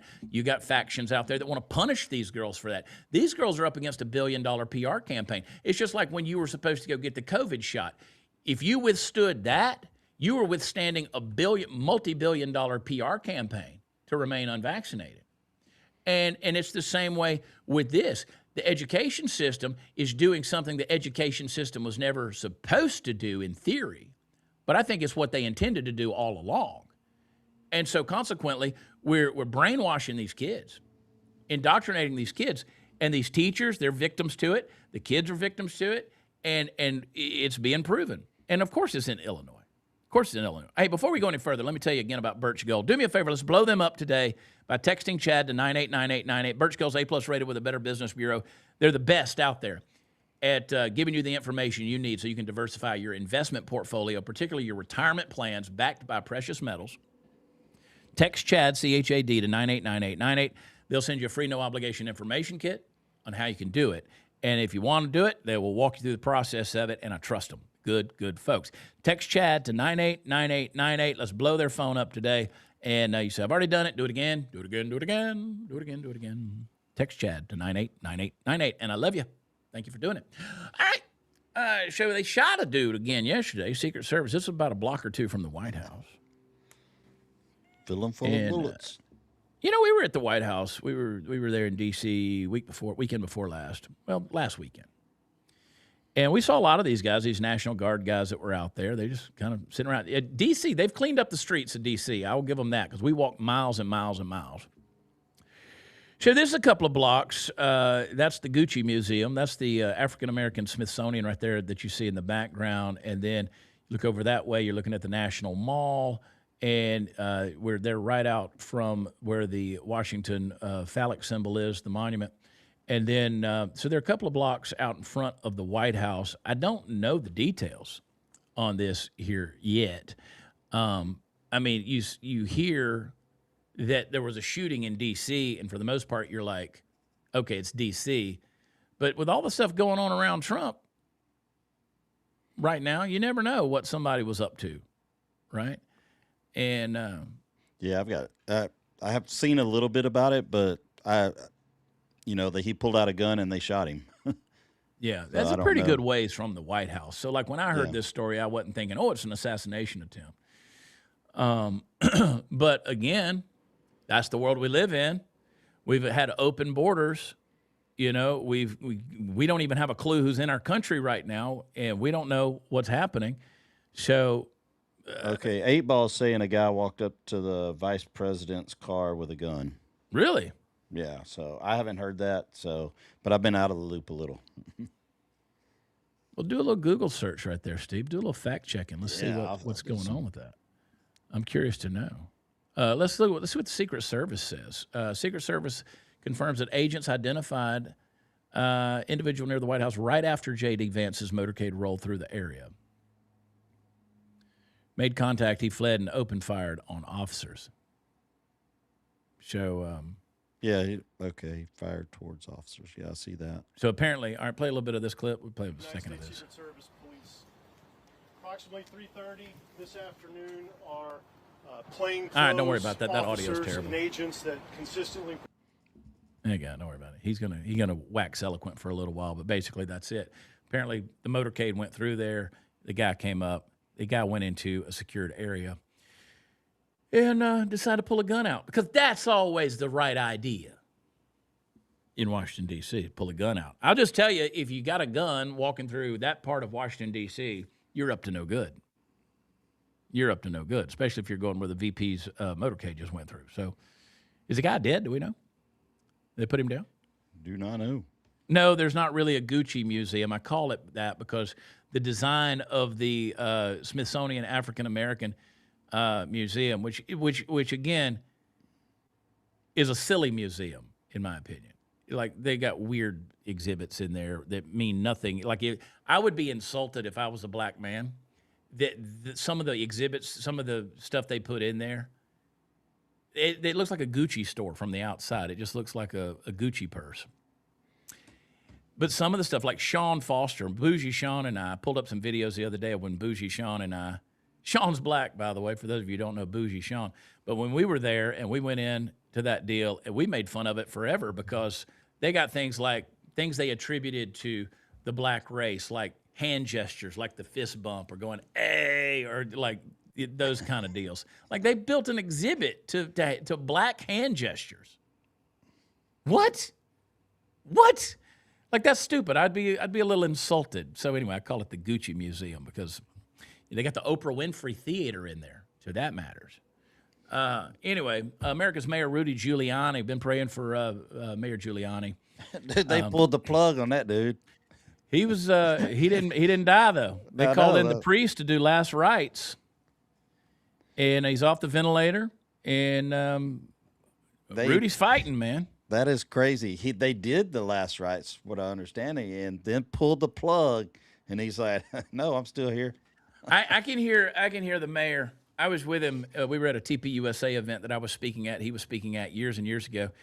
And you go backstage. There's a VIP room that had a bar and everything.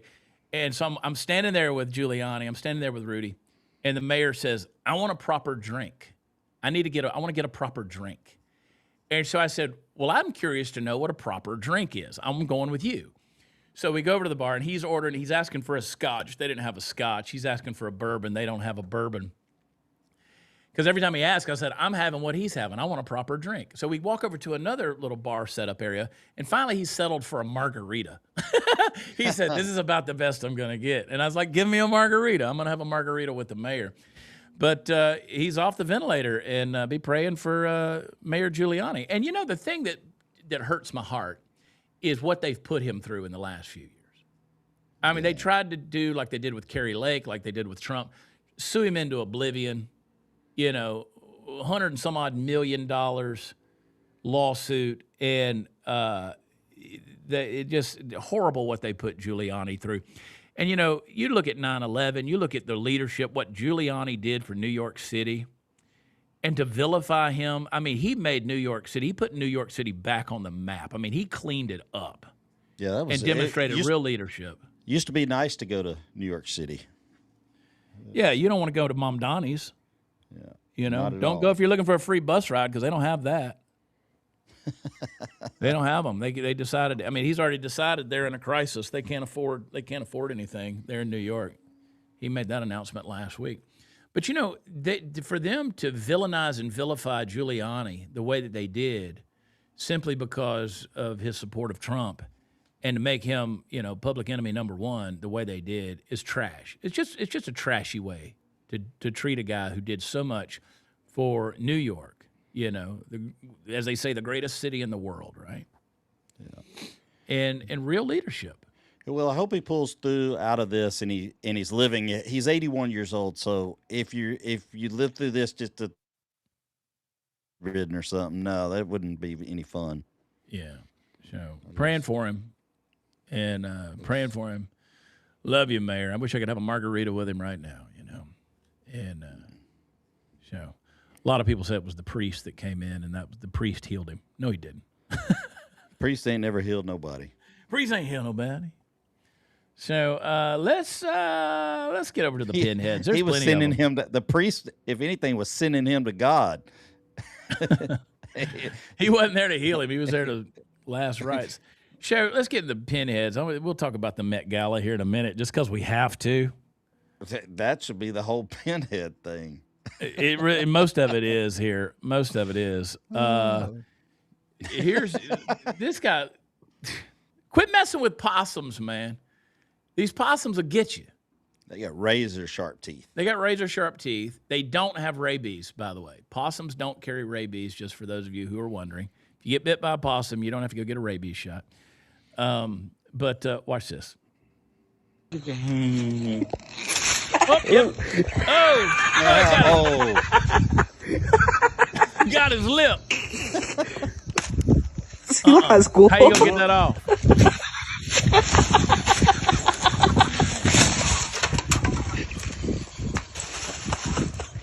He gonna catch it again.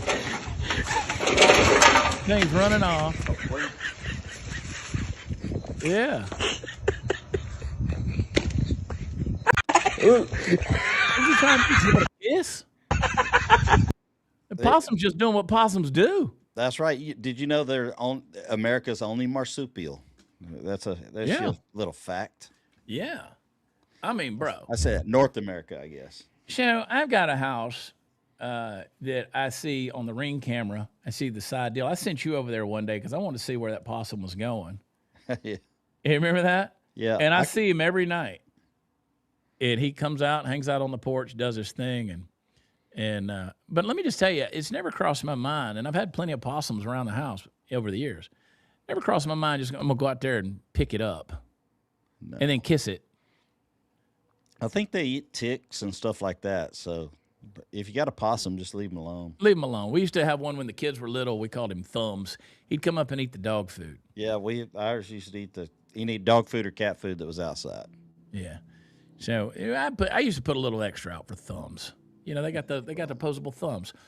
All right, so just pull this up, David. I got to see this right here. This lady. Oh Lord, play the clip. This lady just sat right on this kid's face. And what's this kid doing? Is he laid out? What is this, like a bus terminal? He's just laying down. Kid's laying there, and a woman just sat on his head.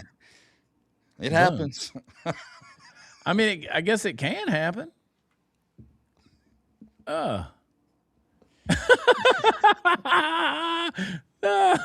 This kid's life's changed forever, man. This kid's just raw dogging right there. That's a whole. He just has a life experience. Just made his day. You know, they Maybe say not that yet. the strongest sense that connects you with memories is your olfactory. It's your sense of smell. So this kid's got that with him forever. Boom. Look at him. This kid, he's just been through a traumatic experience. I was in the boat. I saw the light. That was perfect. This kid's look at his eyes get wide right as she lowers right down on him. Bam! There it is. She got Skull up fast. crusher. Skull crusher right there, man. I will say, where were we? We were at Chris Burgard's house, and what did we eat? Beaver that night? Beaver, yeah. Beaver Beaver's tacos? Good, cook No, it you right. put anything in a crock pot long enough Yeah, and on a taco. on a taco. Yeah, you eat any meat on a taco. Yeah. I had some lingua day before yesterday. Lingua? Yeah, In some California? When in cow California, you tongue. get real Mexican food. Yeah, it's good Mexican food. You go to the right places. I go the same kind of places that I go, when I'm back home. It used to be a gas I'm just not station. a fan of real Mexican food. I like Tex-Mex. There's a big difference. People don't realize. Yeah. And I guess I will be appropriating some culture today because it's Cinco de Mayo. Oh, there we go. Tacos will be consumed. I will be at Casa Don Gallo later on this afternoon with my man Sal, because I sit at the bar and eat. My man Sal back there, Casa Don Gallo. Yeah, Knoxville, Tennessee. I've been there a couple of times. Yeah. You have been there a couple of times. Mm-hmm. There's another place down the road called Country Burrito, which sounds funny, but it is a good. It sounds like it's probably half white, half Mexican owned. Country Burrito, man. Interracial couple owns that place. I forgot this guy existed till I saw the clip this morning. Sam Smith, who's the guy who decided to become something he's not, he comes to the Met Gala. So now, this is what I was saying at the beginning. Like, if you parade evil in front of people, at what point in time do you just say, this is just gross, it's evil? Now, here comes a biological male, and they're going to, he comes up, and he's got a woman that's fixing the train of his deal, which looks like toxic masculinity to me because he's making a woman carry his train. Look at this. People are like, it's art. No, it's not. It's evil. There's nothing redemptive about anything that they are communicating here. Like, there's nothing about that. And you're like, well, I expect that from the world. Well, I expect the world to come under the kingdom of God. Like, I expect, the kingdom to have its way, and starting with my own life and expanding out through there. So I'll call this stuff what it is. So, as we've said, talk about Jeffrey Epstein and all this stuff, Epstein was not the disease. He was a symptom of the disease. And so when I see stuff like this, I'm like, how many of these people in this elite world are engaged in this just gross stuff that we know exists? Because, again, they're parading evil. This is what we see, and they call that art. Well, what other crap? Well, you just saw what's going on in the schools in Illinois with them trying to groom people with gender ideology and transition them. So Hollywood and the music industry in L.A. and New York and Nashville and Austin and wherever else, they don't even try to hide the crap they do. And so this is the thing. I mean, I have issues. Is that Madonna? How old is she? She's older than Rudy Giuliani at this point, isn't she? 70 or something. 67 years old. Yeah. She dressed up as a ship. So these people basically are like Halloween costumes at this point. She's got a ship on her head. I bet that outfit costs more than Duplantis' watch. Probably right. Some designer put that together, because I know all you ladies want that hat. You want to be a pirate. I want to be a pirate. But notice the color schemes. It's all dark. It's all black. It's all shadowy. It's all. I mean, if it was Halloween, I would be like, okay, they're dressed up for Halloween. But yeah, it's.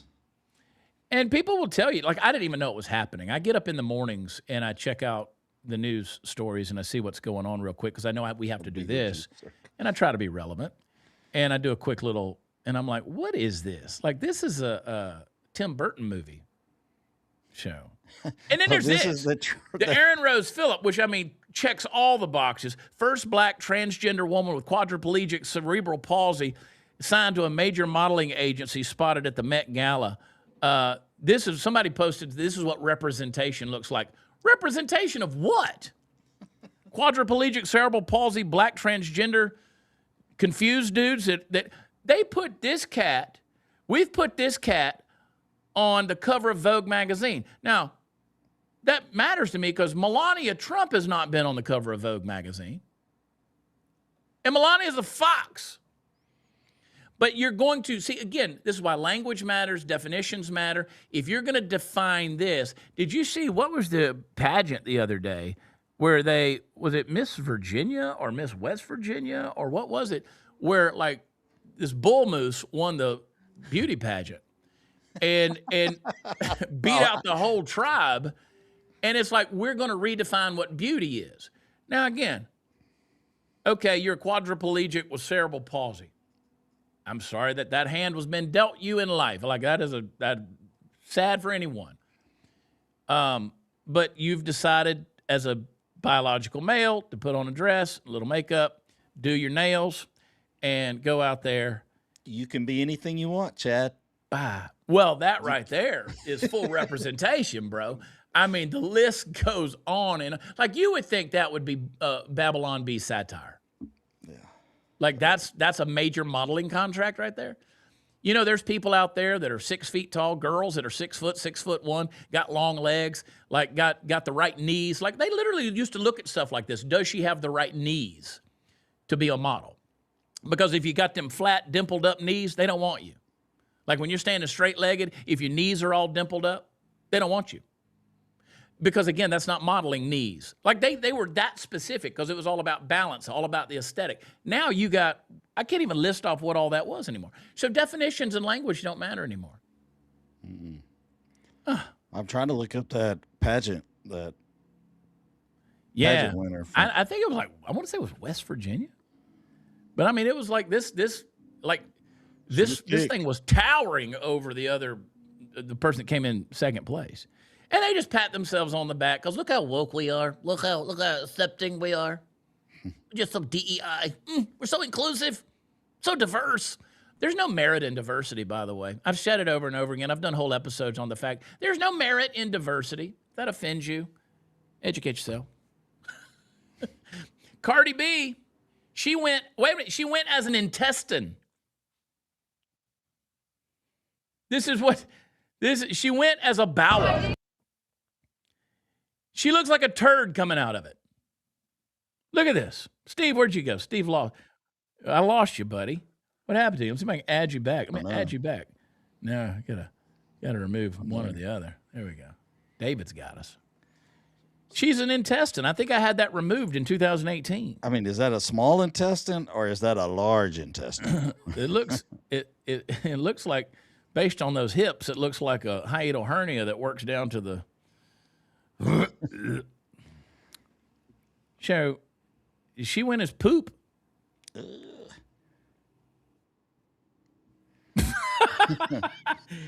do you want to go as, Cardi? Poop. She's literally a poop emoji. It looks inflamed in the middle.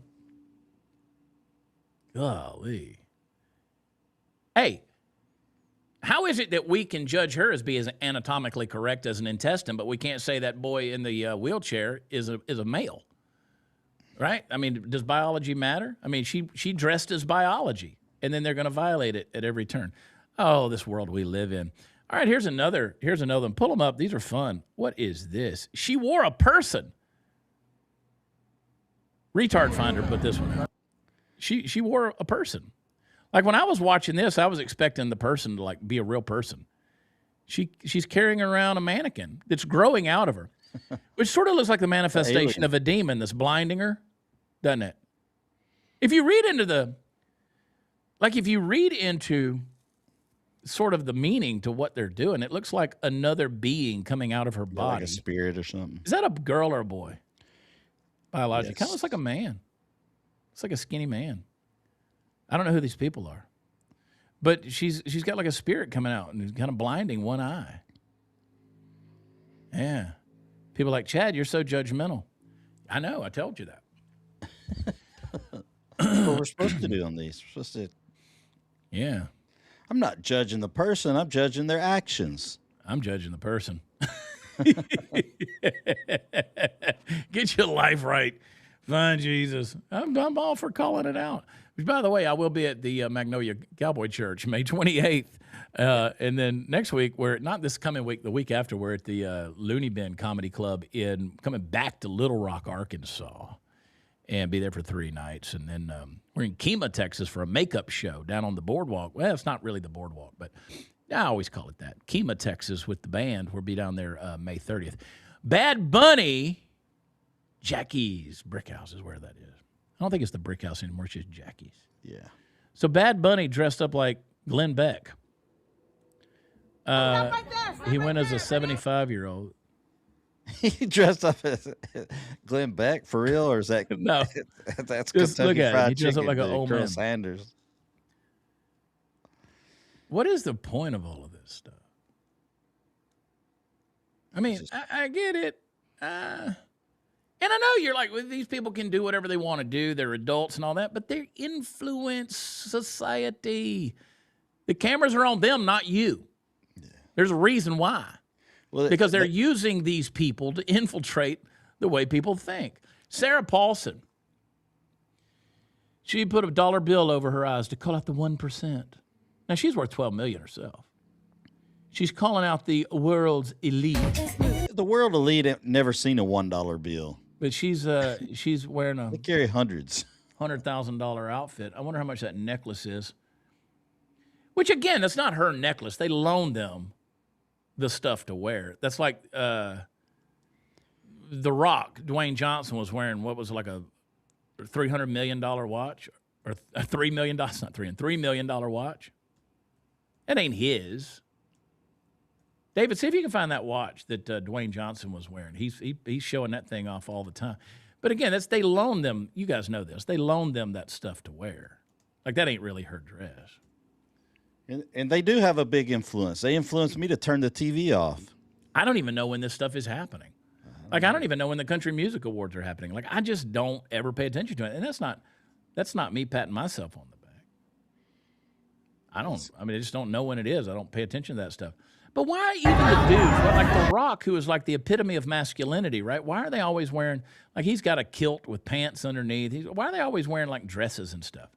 Everybody's very effeminate at these things. And so look at that watch. It's ugly. Where's the Marlboro Man at? Yeah. They don't invite me to these things. I'd wear this same shirt I wear every day. I'd wear this same poncho shirt. You can go to poncho.com/before the noise. Use promo code Prather, get a discount. But that watch is ugly, and I'm a watch guy. See, I'm not good like Jesse Duplantis, man. See, I got some nice watches. I don't have $100,000 watches. I don't have a watch that costs more than my house. Down in Louisiana, I don't have a house that costs that much. But I don't even wear watches on the show because they bang on the deal. Yeah, I was just talking about your watches yesterday. But look at that's his wife. What's she wearing? Like, what's the accentuation of the cupcakes over the whole areola? Kind of makes you focus right on her breast. I mean, what are we drawing attention to? Which, again, that's what they're supposed to do, right? But that's a $3.3 million watch. It's ugly. I mean, that thing is, roll it back up to it, David, if you can. Let's see if you can just roll up to it. There you go. I bet that sucker's heavy, dude. Man. I think that's Dwayne's wife, right? I think I've seen her before. I have no idea. Yeah. Anyway. All right, Katy Perry. Oh, by the way, this astronaut. By the way, she didn't dress as an astronaut. By the way, this is Justin Trudeau's girlfriend, the former Prime Minister of Canada, who's a frat boy now with Katy Perry. I kissed a girl and I liked it. He just wanted to date an astronaut. He wanted to date another girl. Here you go. What is this? Oh, she's going to go with a mask on, and she's going to have frying pan. It looks like somebody hit her with she's got to take it off to reveal the big reveal. She's wearing a domino on the front of her, like a poster board right there. Oh, that thing's got hinges? Oh, it just opens it up, and there she is. Now you got to do your little, my little Zoolander face. Excuse me, bruh. No. You're excused, bruh. Blue Steel. Whose tweet is this right here, David? Scroll it down. That's Shadow of Ezra. Promoting a satanic transhumanist agenda, wearing a satin gown, silver face mask, and gloves with 6 fingers. So she's sort of that homogenous, androgynous, non-male or female entity, right? Faceless. Until she takes the plate off and she reveals it's Katy Perry. She wasn't faceless at all. Yeah. I don't see how there's no way that anybody's comfortable wearing that crap. No. Well, anyway, that just stuff that goes on and on and on and on and on and on and on and on and on and on. So anyway, Party Foul Steve, you're on the left coast. How long you out there, buddy? You still got another week or two? Yeah, week and a half. I think I'll be home by about the 15th, and I'll be home for just a little while. Maybe I'm hoping I'm home long enough to make it out to the Cowboy Church with you on May 28th. Yeah. Come on, Daddy. Probably leave the following day. Yeah. I hope you'll be out there, too. That's a Thursday night. I'm looking forward to being out there. I think they got room for about 300 people. That's Magnolia, Texas. That's north of Houston. And hopefully you guys can come out into that. And then Little Rock, and got a bunch of shows coming up. Kemah, tons of things that are happening, man.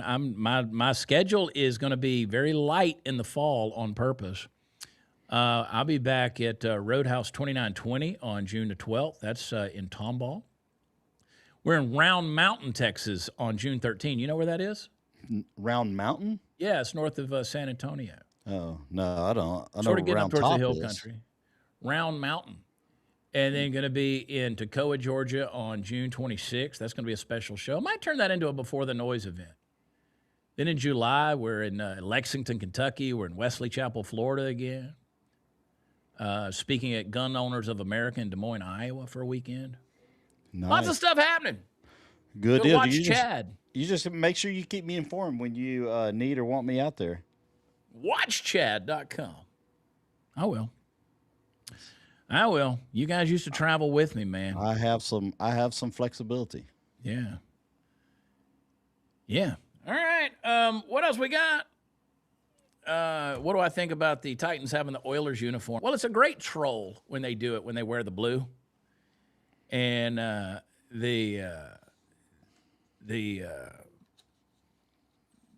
a great troll when they do that, when they play the Texans. But man, I wish Houston still had those uniforms and we're still the Oilers, you know? Yeah. First day is the National Day of Prayer. Cowboy put this out there. What's first day? Live prayer on Rumble, special edition Before the Noise. We do pray. You prayed twice today. We do pray on Before the Noise. I know what you're saying. We should do a special prayer thing. No, we're not doing that. We pray on Before the Noise. Chad, you should do this and you should do that. Yeah, I like the idea. How many? I know, but how many emails a day do you get people telling you what you should do? It's all day, every day. Oh, yeah. I get a lot of it, and right now I'm running that special where, and a lot of people are reaching out. They're like, "Well, I signed up 6 months ago."